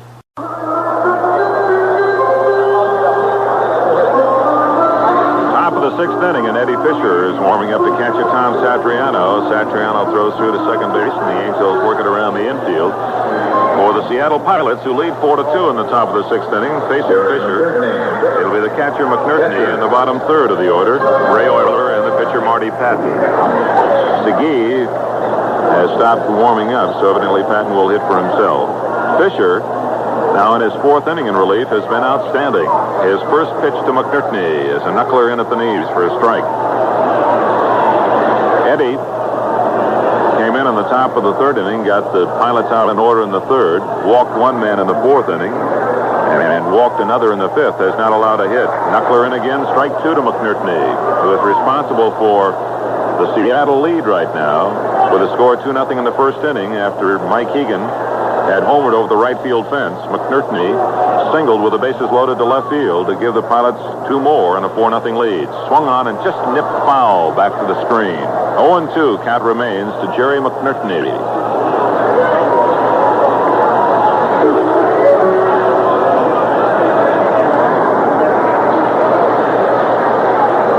McNerney with the Chicago White Sox. Handsome young man. The 0-2 pitch. Swung on and missed, strike 3 as he chased the knuckleball downstairs. Second strikeout for Fisher. He got Gosker to end the 5th inning. 1 away. Here's Ray Euler, the shortstop. He walked in the 1st. Was out unassisted to the first baseman, Dick Stewart, in the 4th inning. Final score from Oakland. The A's have defeated the Chicago White Sox 5-2. John Blue Moon Odom pitched a 3-hitter at the White Sox, 5-9-0 for the A's, 2-3-2 for Chicago. The loser was Peters. First pitch to Euler, knuckleball high, ball 1. They had 23,610 at Oakland tonight. The pitch to Euler, popped on the infield, right over the pitcher's mound. Rodriguez comes down from 3rd, makes the catch. 2 away for Seattle in the 6th inning. Let's pause for station identification. This is the Angels Baseball Network. This is Henry Travis, KMPC News. Take a noontime break and catch up on the world around you. The noon news on KMPC, Los Angeles. 2 away in the Seattle 6th, and pitcher Marty Patton will swing from the right side. Marty tonight struck out and grounded to short. Pretty good hitter. The pitch, curveball way inside, ball 1. National League scores. San Diego has scored in the 6th inning and lead the Houston Astros 2-1. Ed Spezio homered for the Padres. Atlanta, the first major league team with 2 victories. Ground ball up the middle, over second base, hits the bag and goes into center field. And Marty Patton has the first hit off Eddie Fisher with 2 away in the 6th inning. And that's the first hit for the Pilots since the looping single to left by Jerry McNerney with the bases loaded and 1 out in the 1st inning. Rudy May is warming up now in the Angel bullpen.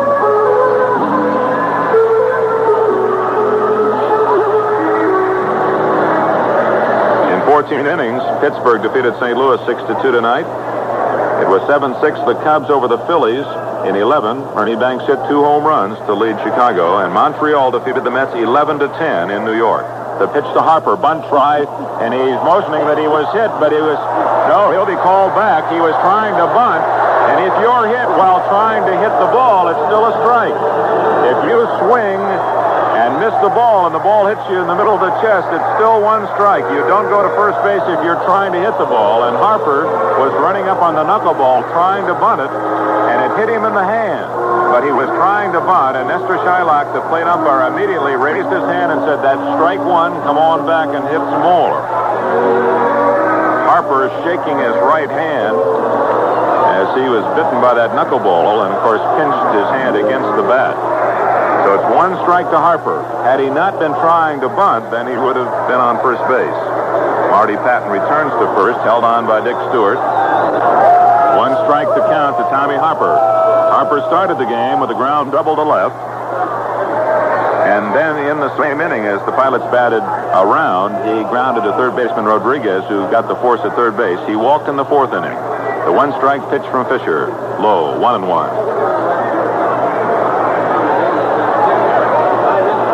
So quite an opening day. A lot of close ball games, a lot of extra inning ball games. It appears from the scores on this first day, the hitters had a pretty good time. Knuckleball misses, 2-1. Dodgers, of course, not scheduled. They'll play the Reds again in Crosley Field tomorrow. Hope you'll join us tomorrow night. The Pilots again, with Mike Marshall facing the Angels' Andy Messersmith here at the Big A. Here's the 2-1 pitch to Tommy Harper. Knuckleball inside off the glove of Satriano, and Patton will move to second base. Satriano back to the warning track behind home plate. Throws the ball to Fisher, who had come off the mound toward home plate. So Patton moves into scoring position as the knuckleball got away from Tom Satriano. A pass ball on Satriano, who is suffering the agony that all catchers must face when having to handle the knuckleball pitcher. Gus Friandos, when he was with the Baltimore Orioles, when they had Wilhelm, was not unhappy at all when Wilhelm was not around. He wasn't very happy when he knew that Wilhelm was coming in. 3-1 to Harper. The pitch swung on. Little fly ball in the infield. It'll be Rodriguez again in on the grass and makes the catch. For the Pilots in the 6th inning, no runs, 1 hit, no errors, and 1 left. Marty Patton left on the bases, so he didn't get much rest. As the Angels come up in the bottom of the 6th, the score, Seattle 4, Angels 2. Right, now let's talk about Wiki, the king of money games. He decrees that the following are now official members of Royal Wiki winners. We have Louis Amarelli, Rodonna Thompson, Gloria Frame, Walter E. Barris, William Lloyd Shearer, Pete Shearer, John Bush, Beverly Spray, Patrick Castillo, Don Gross, Lee D. Hansen, and John R. Neal. Wouldn't you like to be a member of royalty? Well, then come to Chevron Island and win Wiki dollars. This is the king of money games, over $2,300,000 in cash and merchandise available. No purchase is necessary. Just pick up your game card at over 3,000 standard stations and participating Chevron dealers and win Wiki dollars. Void where prohibited. Winners paid through April 27th.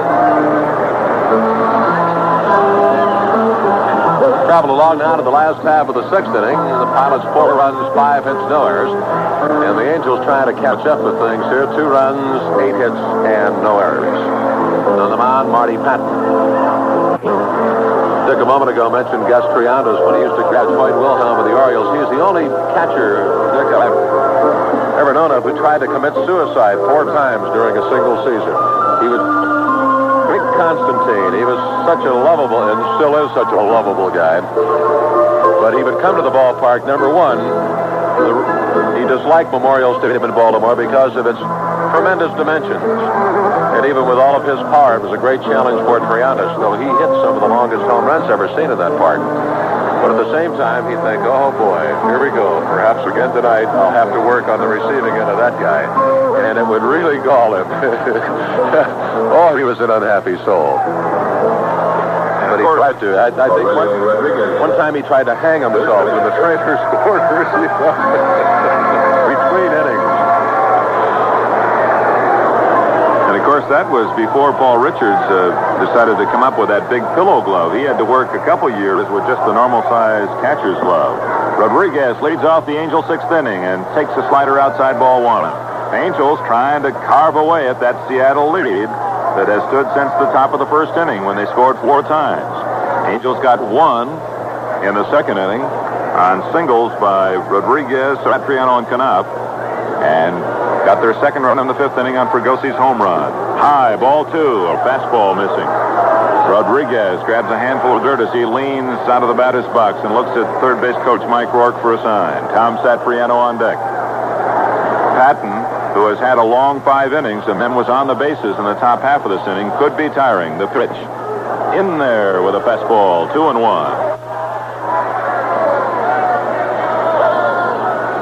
Minnesota this weekend, Friday night, Saturday night, and Sunday. It'll be Brunette on Friday night, Rudy May Saturday night, and Tom Murphy on Sunday against the Twins. Here's the 2-1 pitch, way outside, 3-1. And Patton appears to be struggling a bit. A little angry at himself. He takes a short walk and back of the mound. Hands on his hips now, turns toward home plate, fixes his cap. Both feet on the rubber. Gets a sign from McNerney. 3-1 to Rodriguez. Taken inside, ball 4.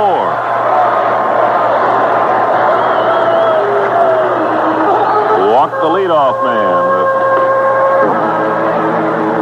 The sin of all pitchers. And Joe Schultz does not like the way Patton is pitching, and he's bounded out of the Seattle dugout and is just now crossing the first baseline as he walks toward the mound along with his catcher, Jerry McNerney, and the shortstop, Ray Euler, also comes in. So Patton may be removed here as Segui throwing hard down in the Seattle bullpen. Schultz asking, undoubtedly, Patton how he feels, but he doesn't seem very concerned about the answer. He's looking instead toward the bullpen, and now motions he wants a new relief pitcher. So that'll be all for Marty Patton, the ex-Angel. Patton works 5 innings plus. Is responsible for Rodriguez. He allowed 2 runs, both earned, a total of 8 hits. Marty, with a walk to lead off this inning, gave up 3 walks. And he struck out 4. So Patton will lead the game. He is the pitcher of record, cannot lose, and could win his first outing for the Seattle Pilots. Here's the attendance tonight.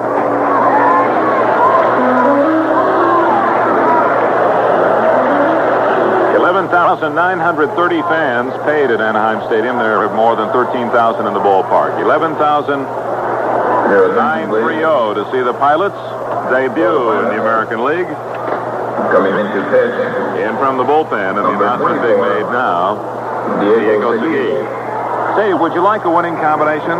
Well, here's one that's mighty difficult to top. For $6, you can get a combination of a reserve seat for the game against the Twins this Sunday and an unlimited fun ticket to Disneyland. Good from 4 p.m. to midnight. The hand is for Patton.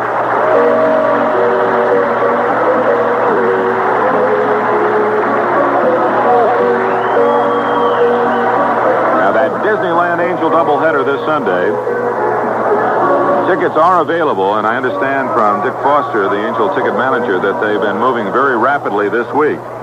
So why don't you be a part of the action? They expect a crowd of 20 to 30,000 on Sunday, and we'd like to have you along, not only for the ball game, but all the fun at Disneyland from 4 until midnight.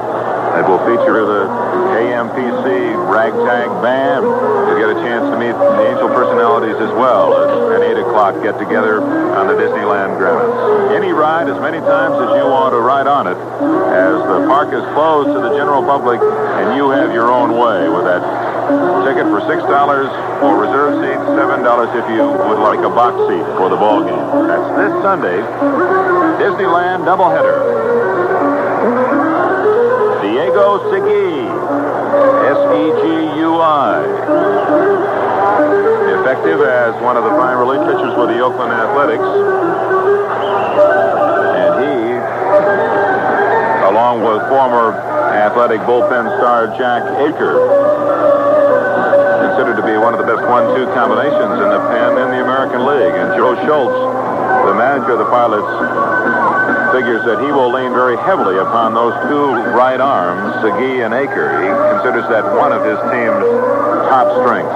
He recognizes that his starting rotation is young and unproven in many instances, Patton being a case in point. So he'll figure on going 5, 6, 7 innings with his starter and then hope that that starter can leave with the lead and then call upon Aker and Segui. Rodriguez at first base. With the walk, the Angels have the tying run at the plate, and Tom Satriano, the batter. Satch is 1 for 1, singled to center, and walks. Segui, ball in the glove, gets a sign, now stretches from the belt, checks the runner at first, and here's the pitch. Swung on, line drive, right field, it's down the line. Around second goes Rodriguez, into the corner goes the right fielder Whitaker, on a long single by Satriano. Rodriguez will hold at third base.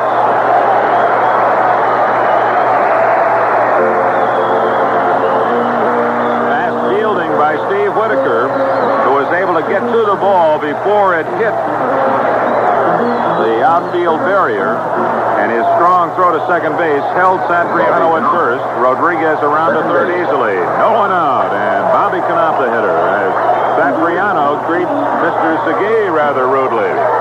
So the tying run, Satriano at first base. The potential go-ahead run, Bobby Knopp, the hitter. Knopp singled in a run in the second inning. It was his long fly ball that was speared by Mike Hegan, and Hegan then crashed into the barrier and had to leave the game with a sprained wrist and bruised hip. The ball fell out of his glove for a single to knock in the run. Knopp then bounced into a double play in the fourth inning after Satriano had walked to lead off. Runners take their lead. The pitch to Knopp, foul back on the screen. So the Angels have 9 base hits off Seattle pitching, but trail 4-2. Here they've gone first ball hunting, too, against Segui, which is no doubt in watching him warm up with this idea in mind. Tommy Satriano first pitch for the base hit, and Bobby Knopp going after the breaking ball, trying for the same thing. Trying to get back against Segui, too, because he owns 6 lifetime wins over the Angels. So it's been tough. 1 strike to Knopp, who checks his swing on a high fastball. 1-1. Diego Pablo Segui. 30 years old, 6 feet tall, 180, Cuban-born. 1 ball, 1 strike to count to Bobby Knopp. Rodriguez away from third, Satriano from first. The pitch swung on, and a fly ball toward right. It's down the line and slicing toward the stands. Racing over is Whitaker. He leans in but can't get to it. Whitaker jumping on top of the tarpaulin and trying to reach in. It landed just in the first row, and Knopp's spot was well chosen. Had that ball been hit a little farther, then Whitaker would have had a play, but the tarpaulin actually served as a barrier, keeping Whitaker away from the ball. Jack Aker and John Morris, Aker a right-hander, Morris a left-hander, warming up now for Seattle. Here's the pitch. Swung on and missed, strike 3. A change by Segui, and he had Knopp out in front, and a big strikeout recorded by the Seattle relief star. 1 away. Runners at third and first. And the pitcher spot up, and Roger Repos is out of the Angel dugout. For the Angels, batting for pitcher, number 6, Roger Repos.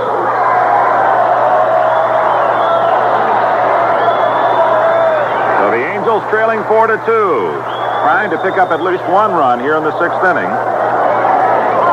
With no one out. Rodriguez at third and Satriano at first after Aurelio had walked and Satch singled, a long single into the right field corner. But Segui bears down and gets Knopp on strikes. And here's Roger Repos.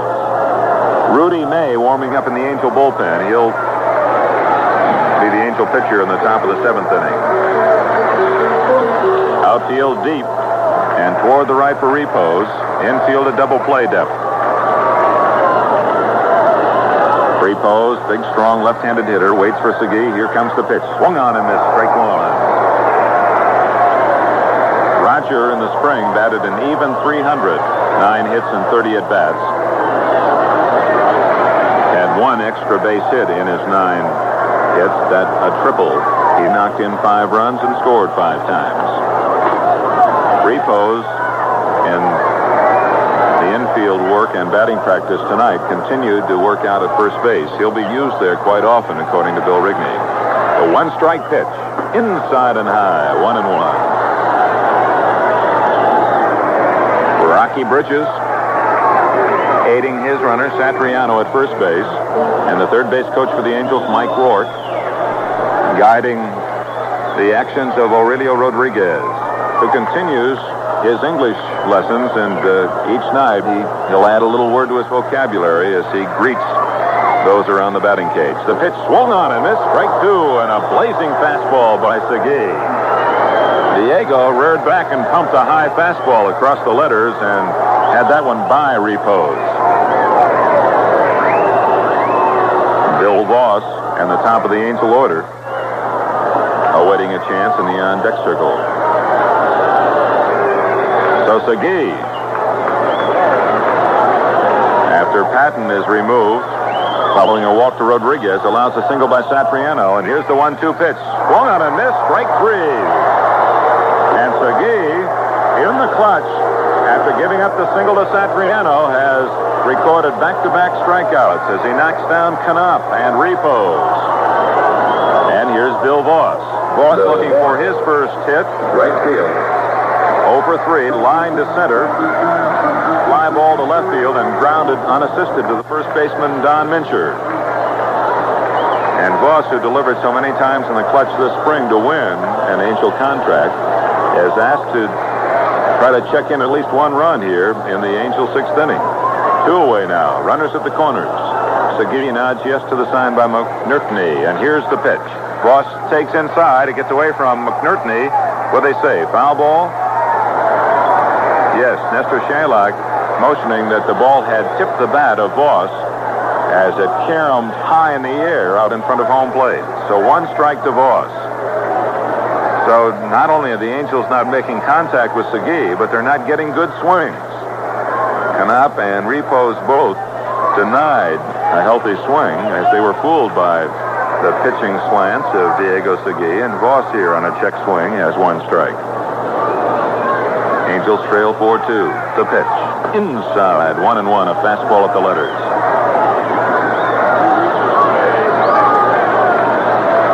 Marty Patton, 5 innings plus, allowed 2 runs and 8 hits. Segui, after giving up a hit on his first pitch to Satriano, has struck out Knopp and Repos. Runners get their lead. Here's the pitch. Swung on, fly ball to center field, but it's playable. Waiting there and calling is the center fielder Gusker, and he makes the catch. So quite a bit of pitching by Diego Segui with no one out and runners at third and first. He gets the Angels out without scoring. The Angels, no runs, 1 hit, no errors. They strand 2 and have now left 8 runners in the ballgame. And after 6, it's Seattle 4, the Angels 2. Ever hear of the losers in a pro game getting more money than the winners? It happened in the first World Series, 1903. Pittsburgh owner Barney Dreyfuss turned his share back into the players' pool. It came to $134 more per man than the Boston winners got. Now, what, you may ask, does that have to do with Bush, the genial host of this time period? Well, how about something like, everybody comes up a winner when he calls for Bush, best popular priced beer in America.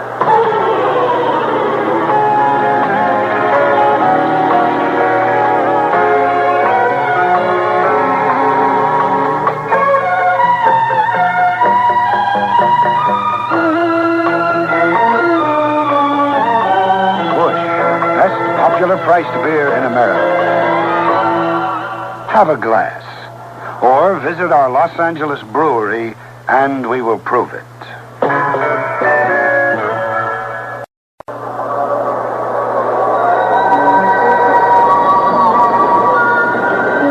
Anaheim Stadium on opening night. Paid crowd of 12,000 have watched the Seattle Pilots score 4 times in the top of the first inning and hang on to that lead. 4-2, top of the 7th now, and the new Angel pitcher is left-hander Rudy May, who won 4 ball games in the spring, most by any Angel pitcher. So the young left-hander, once up with a big club, then arm trouble, went down to the minors, was forgotten, has returned to the big leagues and figures very prominently in this 1959 season. Roger Repos has moved into right field, replacing Bill Voss, and will hit in the pitcher's spot. And May then, now into the ball game, is placed in the top spot in the batting order, the number 1 spot. All set, top of the 7th, and here again is Don. Hi, Dick. For the Angels, the department where they've had their problems end tonight in the second inning to have a man at third, and with less than 2 outs, with a chance right then to score a run that would have whittled away at the lead. They picked up 1 run in the second, but they missed the second run. And for the Angels, in the inning just completed, the same story. So instead of a tied-up game, the Pilots lead the Angels 4-2. Rudy May's fastball in for a strike to Steve Whitaker, and it's 0-1. So a couple of missed opportunities for the Californians tonight. The end of 7 innings in San Diego. It's San Diego 2 and Houston 1. May, a fast worker in the 1-strike pitch. Fastball high on inside. Down to the dirt goes Whitaker. Ball 1 and strike 1. Whitaker has been up 1 time in the ball game, coming into the lineup to replace the starter in right field, Hegan. Pitch is cut on the foul. This will work out of play. Ball 1 and strike 2.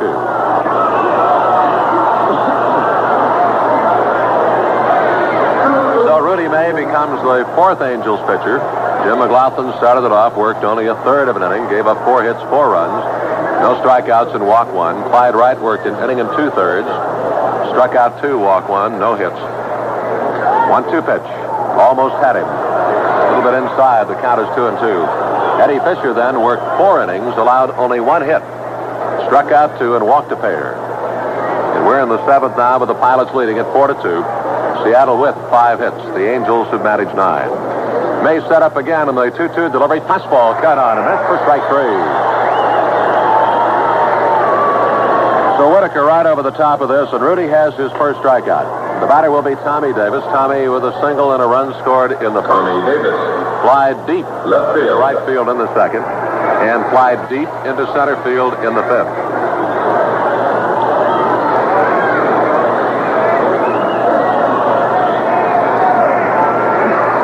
Left-hander May fires away again. Curve, beauty, strike 1. For the relief pitchers, it's almost like working with a machine. With Wright and Fisher, and now the way Rudy May has started off things here in the 7th inning. Certainly been a machine-like proposition. The 1-strike offering now to Davis. Fastball, and he shoves it foul. Down the first base side, about 5 feet outside the line. The count is strike 2.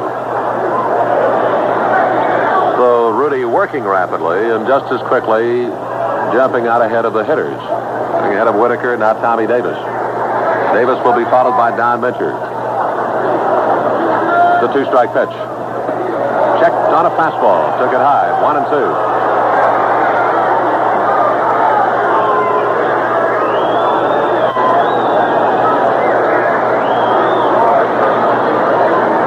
So May will try it all over again.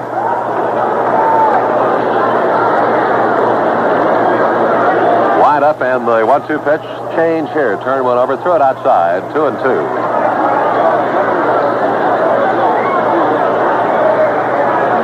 After steaming a couple of pitches in there to Tommy Davis, not trying to change speeds on him.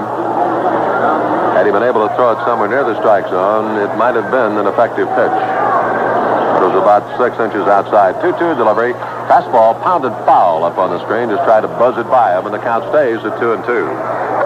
But Davis has gone for distance tonight, but he's 1 for 3. The next pitch. Ground ball up the first base side. It's foul. And gloved by Dick Stewart, charging across the line. 2-2.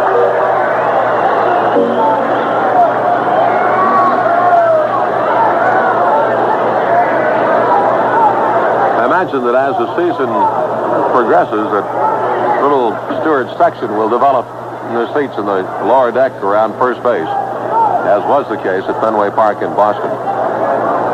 Calling it Stewart's private section. Fastball cut on, missed for strike 3. but Tommy Davis just collapsed at home plate with the violence of his swing and trying to find this one. Sinking fastball by Rudy May, and a pair of strikeouts here in the seventh inning. Now Don Mincher steps up.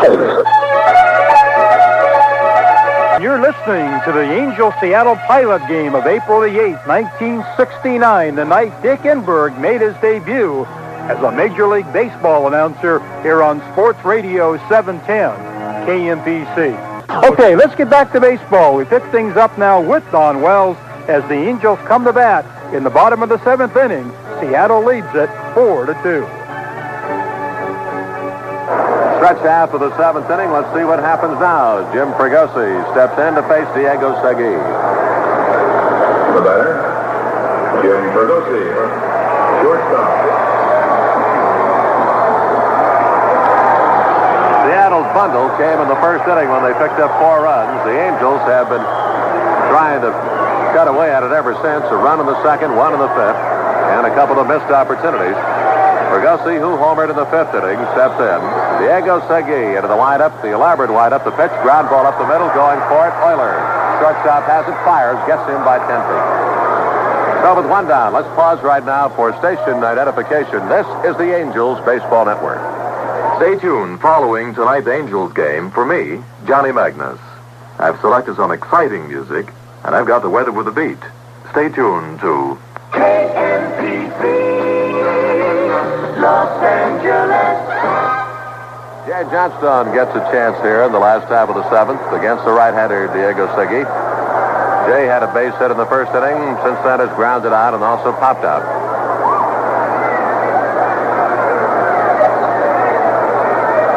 Diego works to the plate. Curve. Jay ran up on it. Took it low and outside. Ball 1. San Diego with a 2-1 lead over Houston at the end of 8. Their game tonight at San Diego.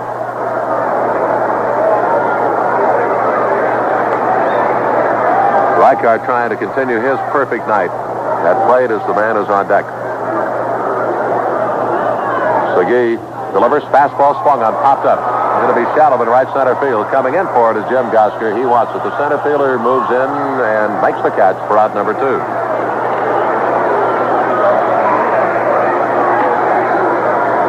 We mentioned about the 6 lifetime wins that Segui has posted in competition with the Angels.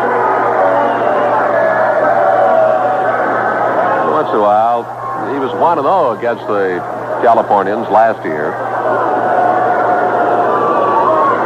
That elaborate motion, that big turn of the back, turns his back toward home plate, exposes all of that number 24, and Reichart looks at a slider, hard slider for strike 1.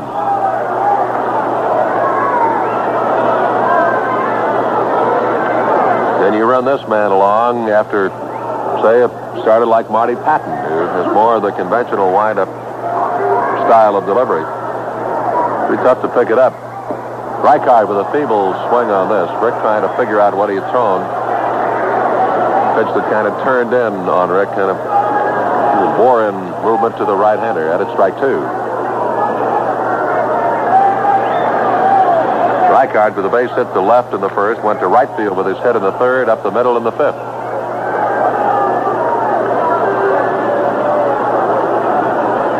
Segui now posts the advantage. 2 strikes on Rick.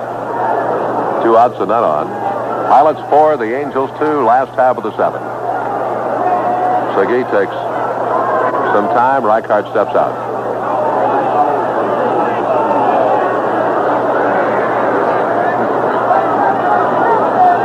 Nestor Shylock now making the indication to Segui. Go ahead and pitch. 2-strike delivery by Diego. Outside with it, 1-2.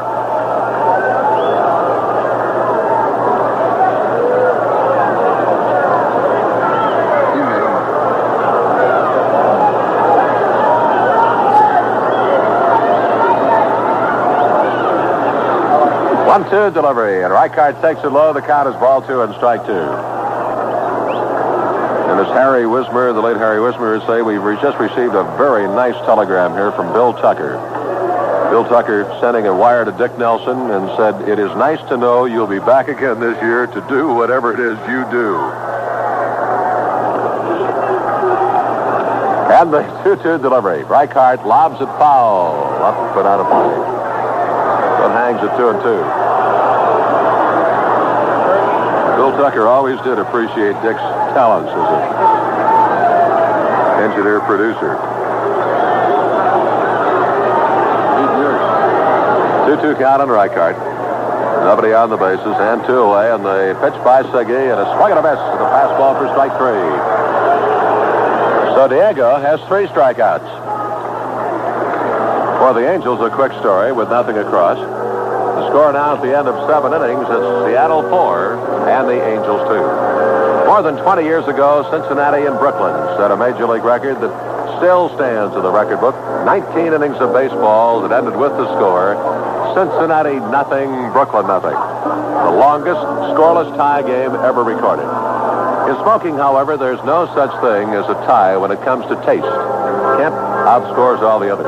King size or 100s, you just light up and good taste happens.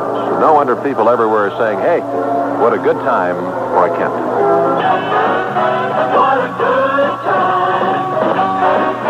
What a good time for a Kent. Hey, hey, what a good time. The good taste of Kent was meant for a day like today. When good times happen, that's the time for a Kent. You light up and, hey, good taste happens. What a good time for a Kent. You can enter Home Run for the Money as often as you wish. Send your entry to Box 3, Los Angeles 90051. Many special groups in attendance tonight. Lou Mabry from Palm Springs, from Howard Manor, with 225 loyal fans from Palm Springs. Watching the Pilots and the Angels with Seattle leading 4-2. Rich Rollins steps into the batter's box to look at Rudy May. The 8th inning gets underway, and let's get back to Dick. Angels trail 4-2, and Rollins takes the first pitch of fastball across the letters for a cold strike. Rollins tonight, the third baseman, has flown to left field, grounded to third, and walked facing Eddie Fisher in the 5th inning. He's 0 for 2. He'll be followed by Jim Gosker and Jerry McNerney. May rocks into his windup in the pitch. Curveball, line drive, left field. It'll drop in for a base hit in front of Reichart. Ball not hit that hard as it was off the handle of Rollins, but he served it into left field. The ball dropping quickly for a base hit. So that's the first hit off May and the 6th hit by the Pilots tonight.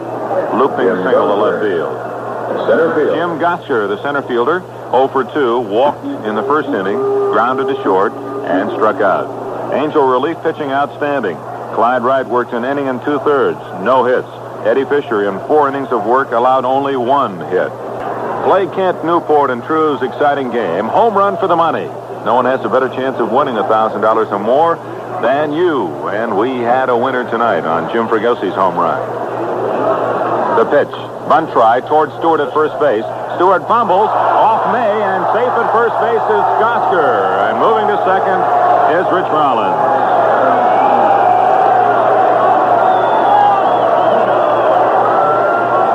May breaking off the mound as Stewart came in to field the ball. It was a high chopping bunt. Stewart evidently took his eye off it because it bounded off the heel of his glove to May. May trying to pick it up quickly in surprise, dropped it, and by that time, Seattle had runners at second and first and no one out. So the first error of 1969, almost predictably, goes to Dick Stewart. Jerry McNerney. Actually, Gosker not charged with the time at bat as he was trying to sacrifice. He's safe on the error. Rollins to second base, and here's the catcher McNerney, and May steps off the rubber. Stewart already creeping in from first base, and Rodriguez from third, anticipating the bunt by McNerney. The Pilots bunting with 1 on and no one out, and now with 2 runners on, it figures they would try to move them along. Leading 4-2, top of the 8th inning. May from the belt. Here's the pitch. Curveball grounded to Fregosi at short. He goes to Knopp for 1. Knopp's relay to first. Double play.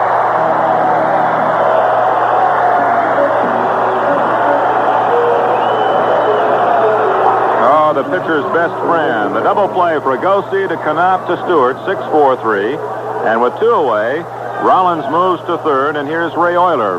Bill Rigney has jumped out of the Angel dugout and is trotting out to the mound to be sure that Rudy May and Tom Satriano know all the possible plays that might be in the works for Seattle. Euler is not a strong hitter. They have an open base at first base, and it may be that Rigg has at least asked his battery whether or not they'd like to walk Euler and force a decision by manager Joe Schultz as to whether or not he wants Segui to hit or lift him for a pinch hitter. And, of course, the way Segui has been throwing, the Angels would like very much to get him out of the ball game. He has handcuffed the Angels since coming in the 6th inning and relieved Marty Patton. So here's Ray Euler. Euler is 0 for 2. He walked, grounded to first, and popped to third. Winding up is May, and here's the pitch. High fastball, ball 1.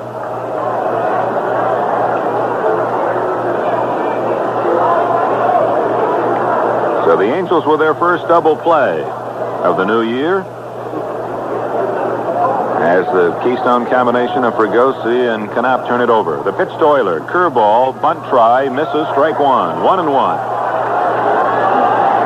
Well, the expansion teams have made it 3 out of 3, and they're leading in the 4th game. The Padres of San Diego 2, the Houston Astros 1, a final from San Diego. 2-4-0 for the Padres, 1-5-1 for Houston. The pitch. Swung on, tapped toward Crosetti, the third base coach, who gives it a how do you do and lets it roll down off the barrier into the left field corner.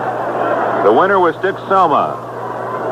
The loser, Don Wilson, 23,370 in San Diego to welcome Major League Baseball tonight. The 1-2 pitch to Euler. He takes high, ball 2.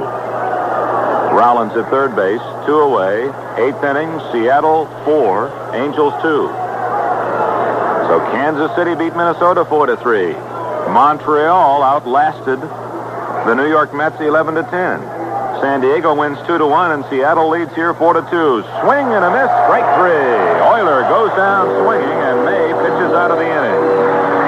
Rudy's third strikeout, and for Seattle in the 8th. No runs. 1 hit, 1 error, and 1 man left. Angels coming to bat, bottom of the 8th inning, with a score, Seattle 4 and the Angels 2. Last of the 8th inning, the Angels with 9 hits, 3 more than Seattle, but have trailed throughout. Score now 4-2, and against Diego Segui, it'll be Dick Stewart, Aurelio Rodriguez, and Tom Satriano for the Angels. Stewart has struck out twice and walked in the 3rd inning. Stewart facing Diego Segui, who in 2 innings of work has taken care of half of the outs himself with strikeouts. Perched atop the rubber, Segui, ball in the glove, gets his sign, winds and delivers. High with a fastball, ball 1.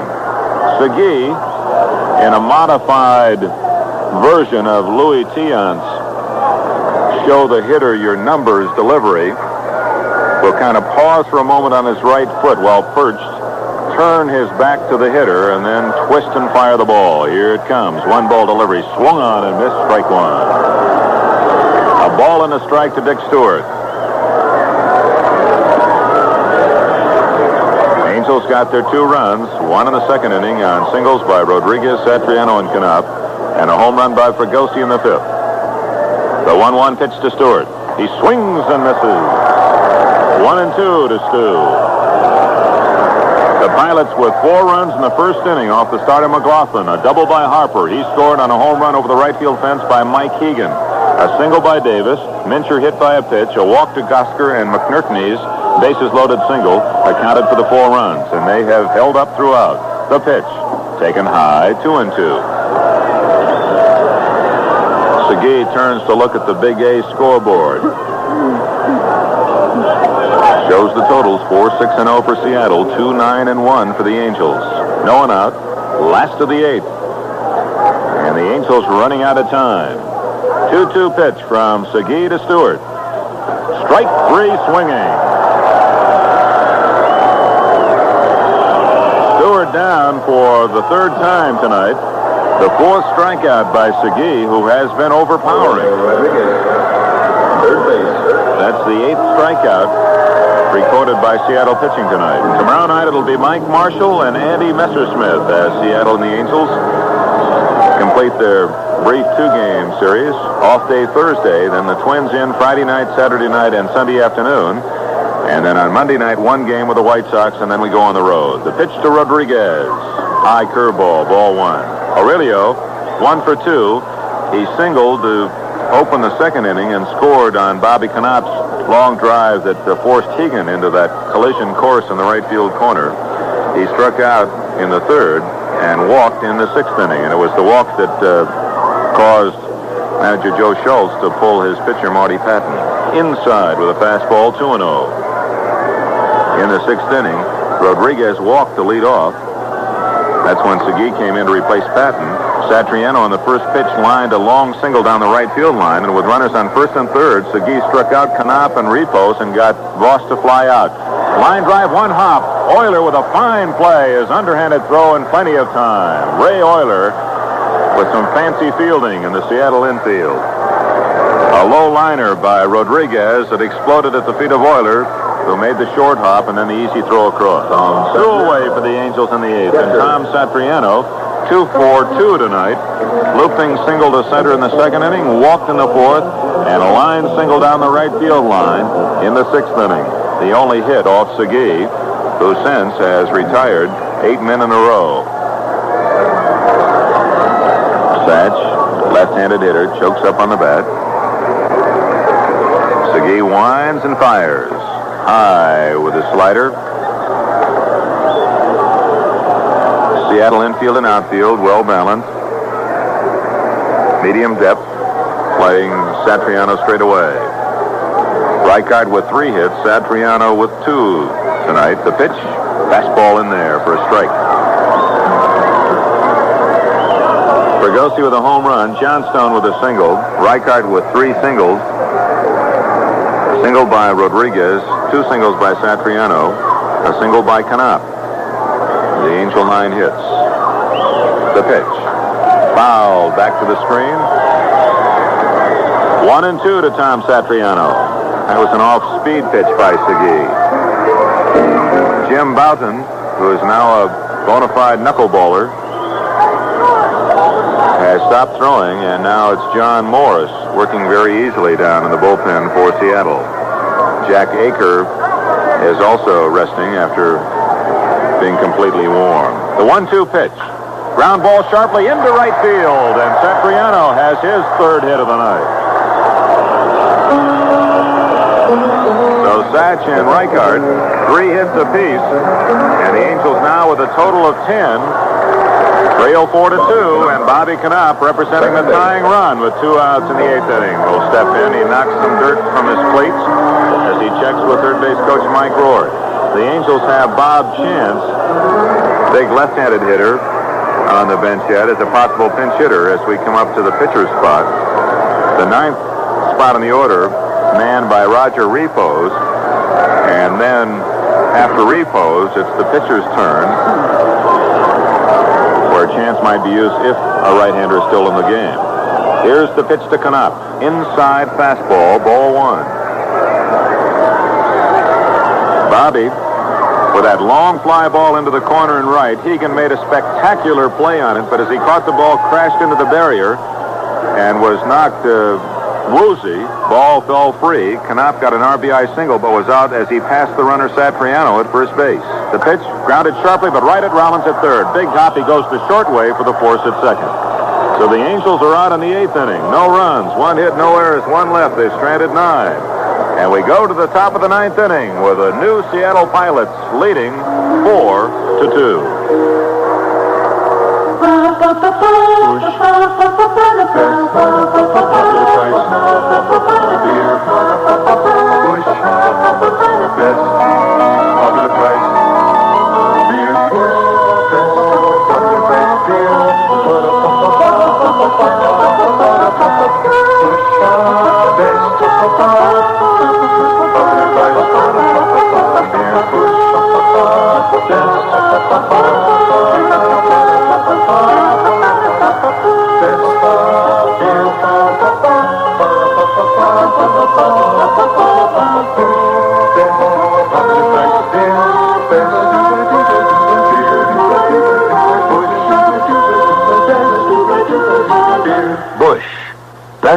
popular priced beer in America. And we can prove it.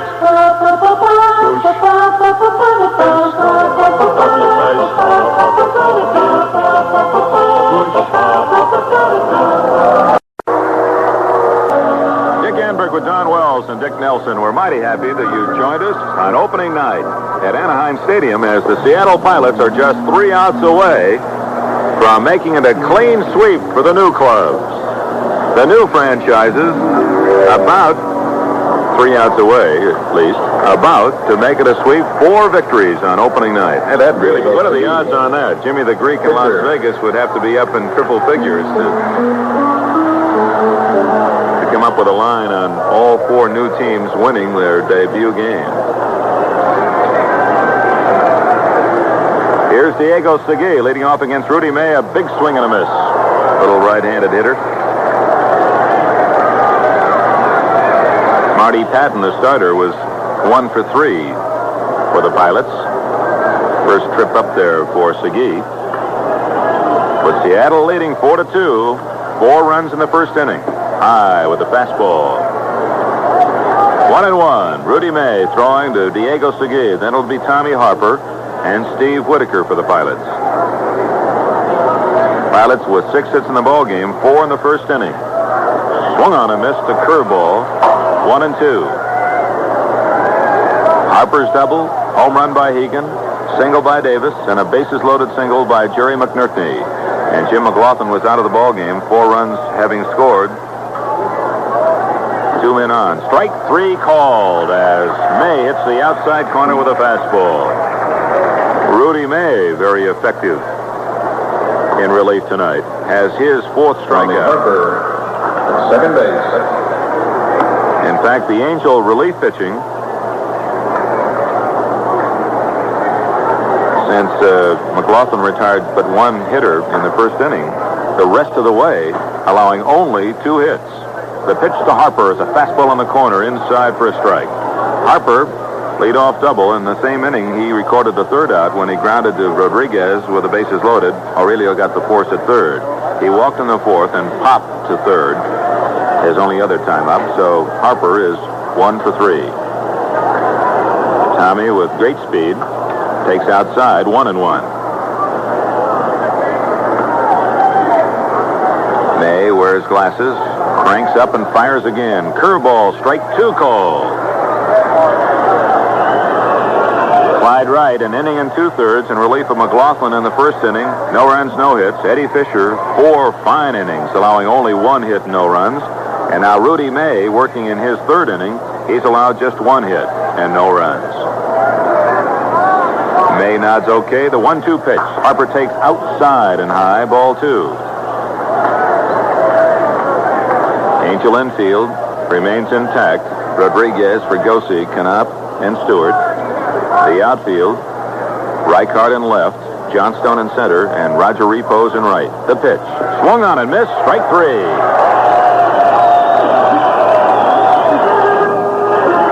So Rudy May strikes out Segui and Harper to open the 9th inning, and now has a total of 5 in his 2 2/3 innings to work. And here's Steve Whitaker.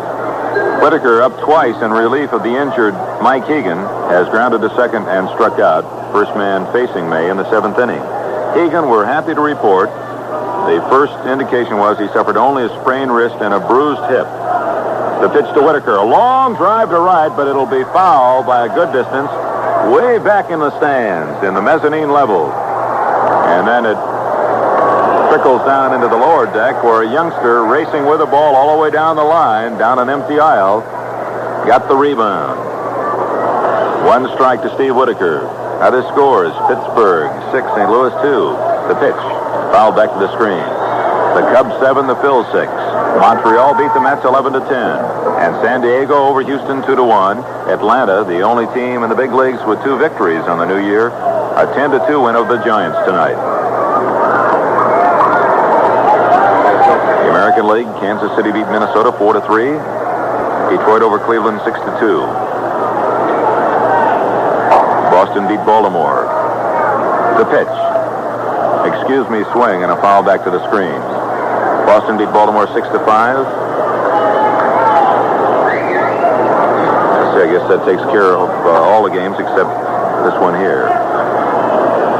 Oh, and Oakland tonight defeated the White Sox 5-2. We'll have all the home runs and pitching details on the postgame show. The pitch swung on and missed. Strike 3. Rudy May strikes out the Pilots in the 9th inning. And he leaves after 3 sparkling innings, striking out 6 Seattle hitters. 3 up, 3 down for the Pilots. Bottom of the 9th inning, and the Angels' final turn as they trail Seattle 4, the Angels 2.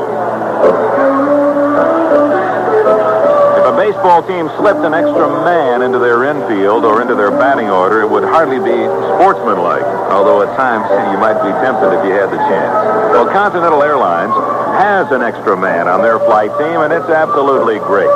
He's called the Director of Passenger Services, and he's on every Continental Boeing fan jet. He doesn't do the work of the 4 lovely hostesses. Oh, no, sir. He's on board to do extra things for you, things that aren't easy to come by on the other airlines, like phoning ahead for you to make a hotel or rental car reservation, or helping you make a close connection, or even selling you a ticket if you didn't have time to buy one before you came aboard. Why does Continental put this extra crew member in the cabin? Well, that's the difference Pride makes. The airline that's better because it wants to be. Continental Airlines, the proud bird with a golden tail. Number 20, Wayne Comer. Wayne Comer, inserted as a defensive replacement in the Seattle outfield. Comer is in left field replacing Tommy Davis. So the outfield for the Pilots reads Comer in left, Yosker in center, Whitaker in right. It's Mincher and Harper, Euler and Rollins on the infield, McNertney the catcher, and Diego Segui. Now in his 4th inning in relief, the pitcher. And Roger Repos leads off for the Angels to be followed by the pitcher's spot, and Lou Johnson is kneeling in the on-deck circle, so Sweet Lou will make his official debut under the halo tonight. Final score, ABA playoff, Oakland 121, Denver 99. All set now, last of the 9th inning. Angels trail 4-2. The Pilots pitcher Diego Segui winds and fires to Repos, a strike at the knees.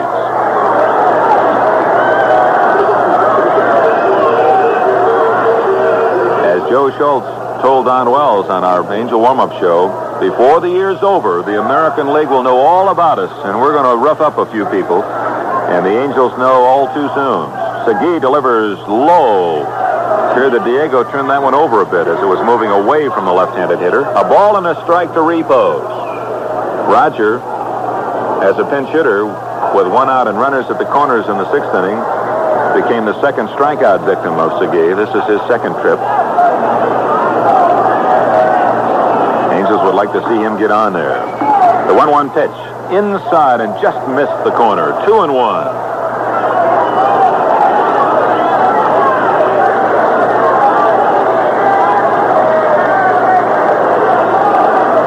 In their cut down to 25 have 9 pitchers, 3 catchers.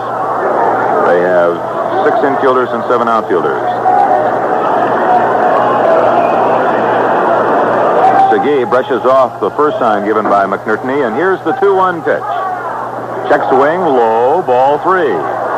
3 balls and a strike, and Segui unhappy with himself as he had evidently negated the sign given by McNertney. He wanted to throw that change, and it dropped low. Repos did not bite. So Roger, with the Angels trailing 4-2, and any base runner would bring up the potential tying run, may be asked here to take this 3-1 pitch.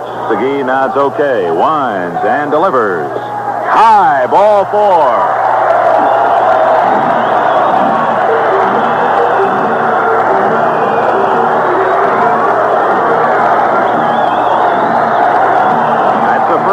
Given up by Segui, and the fans recognize Sweet Lou. Batting for Maine, number 26, Lou Johnson.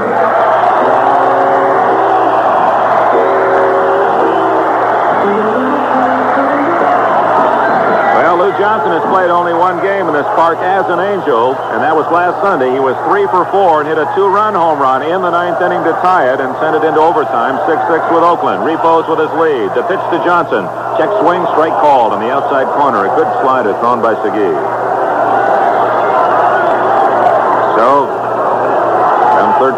fans in the ballpark. Some have left, but some here to try to cheer on the Angels in their final turn. Trailing 4-2. Repos with a lead. The one-strike pitch to Johnson. He takes just off the corner. 1-1.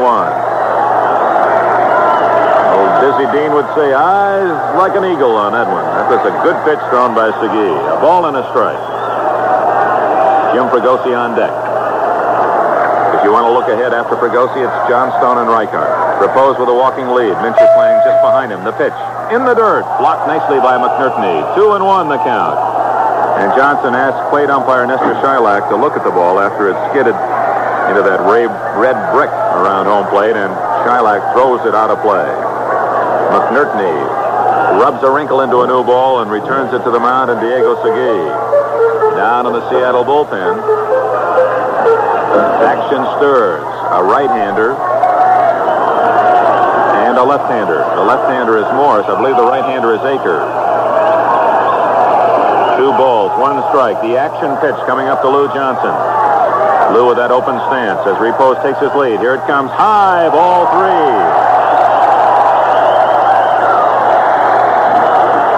And here comes the barber. Sal Magley jogs out to the mound to talk with Diego Segui.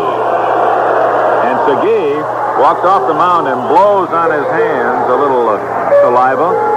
And he made quite a point of walking off the mound to do that, to make sure he was on the grass part of the infield.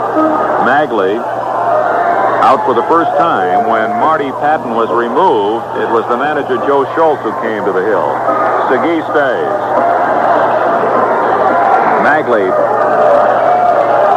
jogs back to the dugout. And he evidently had a message that was very brief to offer his little right-handed relief star. 3 balls and a strike, and Segui is ready. Checks the runner and delivers. High, ball 4.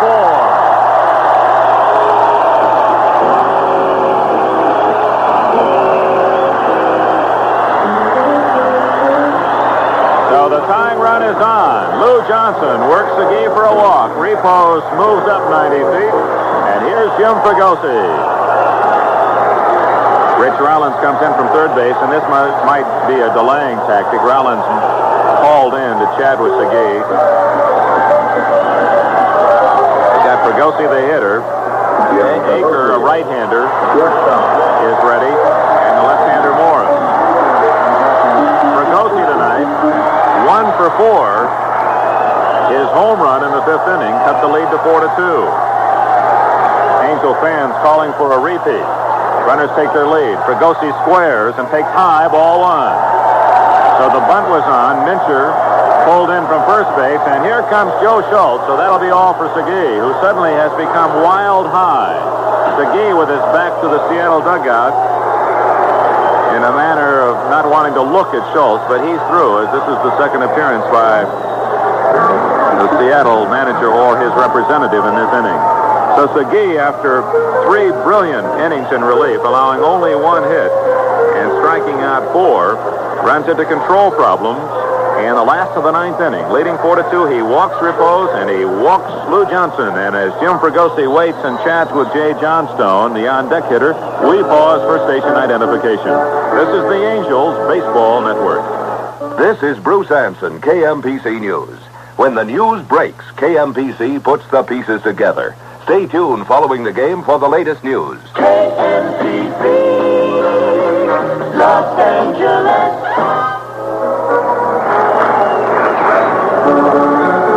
The count, 1 ball to Jim Fregosi, who leans on his bat as if it were a big walking stick.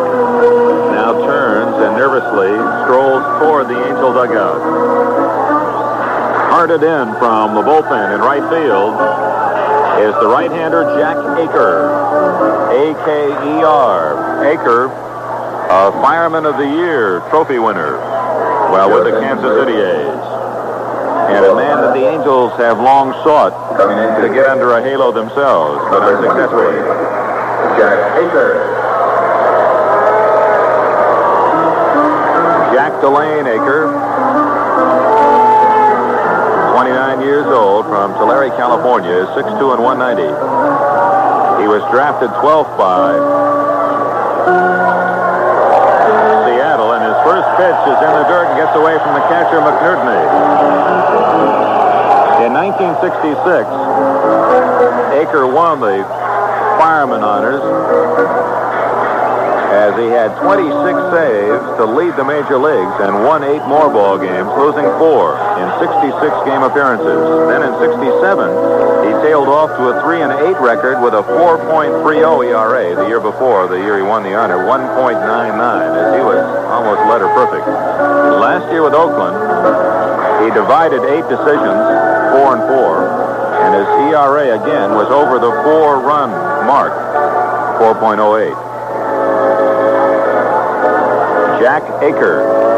And Don, trying to search back to the exhibition schedule, I believe it was Aker that was pitching when Dick Stewart hit one of his springtime home runs. We may be in error there. I think you're right. It's right to think back to it now. I think back to something else, too. He kind of tied Fregosi, but not in that same game, as I recall.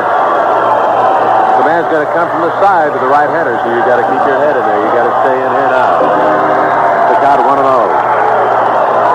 In the 14-9 win, Seattle over the Angels in Tempe, Dick Stewart hit a grand slam pinch home run off Aker that gave the Angels the lead 8-7. Fregosi with the infield in looking for the bunt. Aker stares back at second. His pitch inside, ball 2. No one out. Repo's a good runner at second base. Johnson, who loves to fly, is at first base, representing the tying run. The count now 2-0. And if you're manager Bill Rigney, do you let Fregosi take a swipe at this 2-0 pitch with that infield moving around looking for the bunt? Aker's ready. Here it comes. Bunted by Fregosi. Good bunt. Third baseline. Rollins has it. His throw across in time. And Fregosi gets the job done.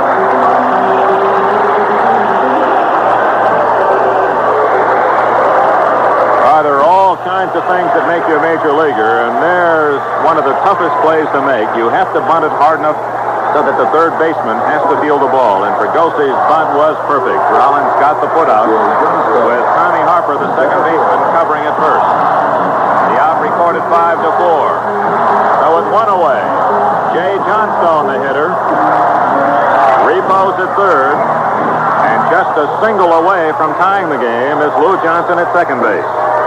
The right side of the infield, looking for Johnstone to pull very deep. Harper's on the grass, and Don Mincher, the first baseman, only a couple of steps away from the outfield grass. Outfield deep and around toward right. The windup by Aker. The pitch to Johnstone. Strike call. A fastball on the outside corner. Johnstone tonight singled in the first inning, then grounded to first, popped to second, fly ball to center field. He's 1 for 4. Rick Reichard, who is 3 for 4, is in the on-deck circle. Johnstone, bat held straight, perpendicular to the ground. The pitch off the barrel end of the bat, cued right to Reichard in the on-deck circle. Strike 2. So Johnstone out in front of that curveball. Just a little miscue over to Reichard. 0-2. Aker way ahead. Goes to the bill of his cap, then to the rosin bag, then to the dirt. Turns his chin, wiping the side of his face on his right shoulder. Now fidgets, goes to the belt. Ball in the glove as he gets a sign from McNerney. The 0-2 pitch on its way to Johnstone. Jay swings, taps it toward the right side. A run will score, but Harper throws out Johnstone. There are 2 outs, and Lou Johnson moves to third.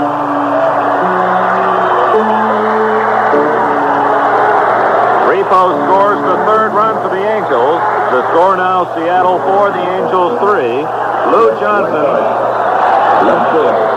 at third base, and here's Rick Reichard.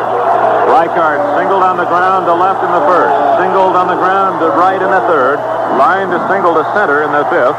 He struck out against Segui in the 7th inning. He's 3 for 4. And the RBI king last year for the Angels, and again this spring, asked to deliver on opening night and force this one into overtime. Johnson strolls away from third base. Reichard ready in the batter's box. Aker delivers. Swung on and missed. Strike one. Inside fastball thrown by Aker. Right into the power of Reichard. He had a good rip. Outfield very deep for Rick. And the right fielder, Steve Whitaker, now is motioned to move back toward right field. He'd been playing over in right center. Infield deep. Johnson with his lead. Aker will work from the stretch. The one-strike pitch. Sidearm, chop foul right at the feet of Reichard. 0-2. So Jack Aker jumps in front of Johnstone 0-2. And now has 2 strikes on Reichard. Both pitches to the right-handed hitter Reichard have been from the sidearm delivery. And both fastballs tailing right in on the hands of Rick. Tying run 90 feet away. Lou Johnson, hands on his hip, studying the pitcher Aker, who's in position on the rubber. Reichard set in the batter's box. Here comes the 0-2 pitch from Jack Aker. He looks at third, looks again, and now delivers. Shot down the third baseline, foul. A play like that could be troublesome for the Seattle infield. As we mentioned, they're playing Reichard very deep, and Reichard has excellent speed. And an infield hit would serve the same purpose of a triple here. That's to tie up the ball game. Johnson eagerly takes his lead at third base. As far away from the bag as Rich Rollins is from third base. Aker, not working from the windup, says no and then yes. 2-strike pitch. Chopped down the third baseline. Rollins has it on 2 hops. His long throw in time.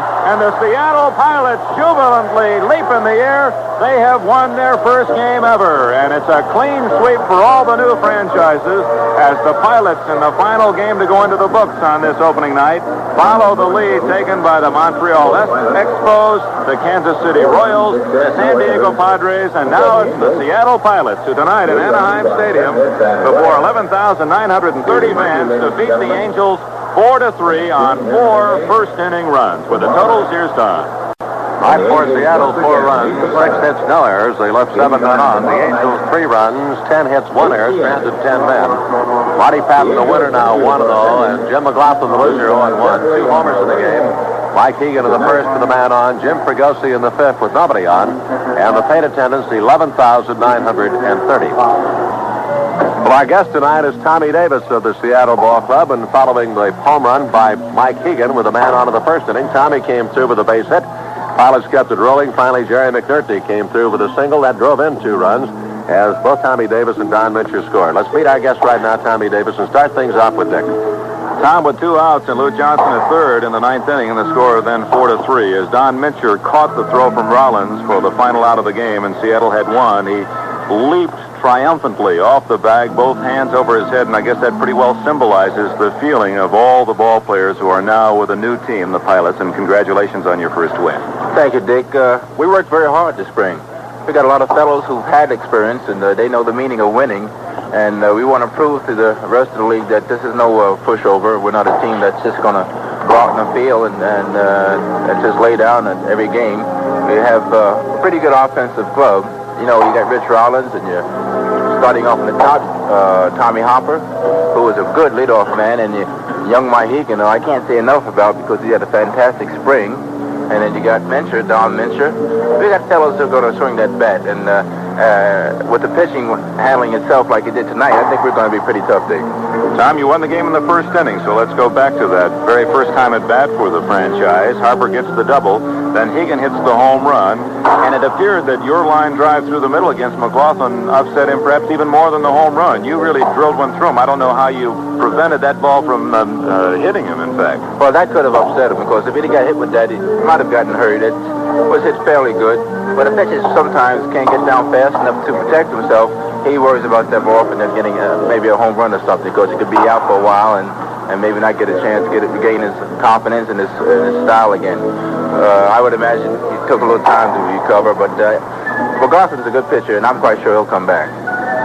Well, Tommy made a comment earlier about your manager, Joe Schultz. Joe is a fellow that doesn't like to see any timid hitters around. He doesn't want any defensive hitters on his team. Oh, and you guys are all, you're up there. Everywhere's going to take a good rip. Well, I'll tell you, Joe, keep your mind on baseball.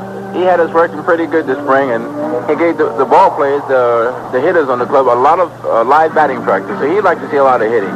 And also a whole lot of exercises, a whole lot of running this spring too. Well, you did a lot of calisthenics, huh? I did. We did it practically every day until, in fact, we did it until he got tired. No, and in fact, we did it yesterday also. We did the calisthenics up to the beginning of the season. Well, you know, it's an interesting thing. You see fellas you've known in baseball, especially, say, on opening night or opening day, and there's usually a little looseness, but it didn't seem to hold true with your team when they arrived tonight. You're kind of a somber crew, and it's sort of, it seemed that the dedication started early for you. I'm telling you, we could feel a difference. I feel Joe got us together real quick as a family, and fellows seem to know each other. We've been playing for a long time, so I think this is going to help. This is going to be a good club, I think.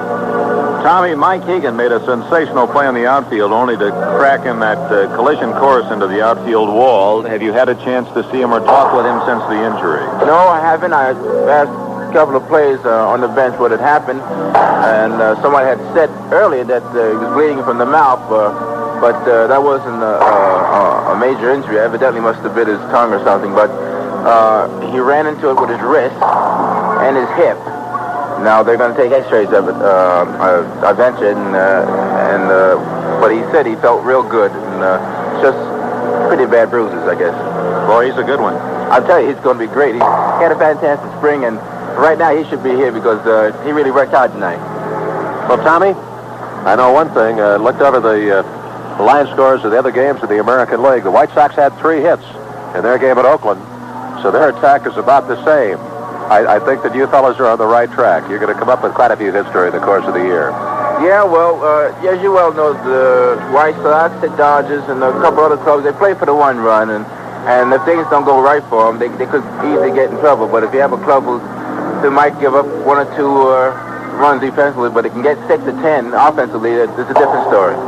Well, I want to thank you very much for being our guest, and we certainly hope that you have a terrific 1969 with the Seattle Club. Don and Dick, it's always nice talking to you fellas. Tommy Davis, our guest. This is John Miley speaking. We hope that you have enjoyed this game. If you want to know more about other items that exist in the Miley collection, call 1-812-479-9143. We will look forward to talking with you and hope that you are pleased with our presentations. That's how I usually end each of our presentations. But we have a little time left over, and I would like you to hear something that I just acquired. Most of you have probably not heard of Rod Belcher. Rod is 90 years young now, and living in Des Moines, not Iowa, but Washington. Rod has lived, like most of us, a varied life, and he has many interesting accomplishments. For instance, back in the 50s, when Liberty Radio ceased doing recreations of baseball games, Rod got on board with a group that was forming a recreation network. His job was to bring those recreations alive to the listening audience.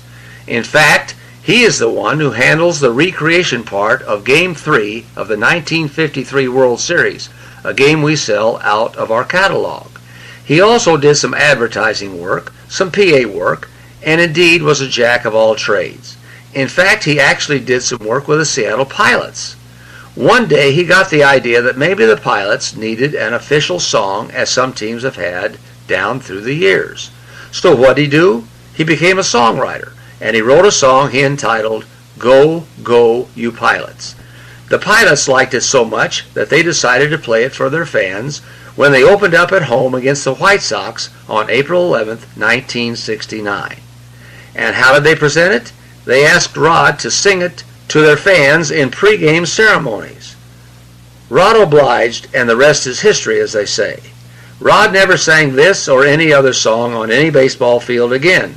However, the Pilots commissioned Doris Doubleday, isn't that an interesting baseball name, and his Command Pilots, an instrumental group, to put the song on record, and several thousand of those records were sold to the public.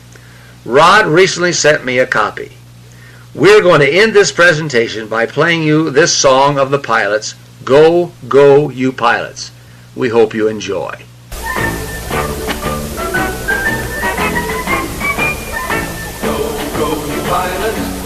Seattle team. Go, go, you pilots, go out and build a dream. You brought the majors to the evergreen Northwest. Now go, go, you pilots, you're going to be the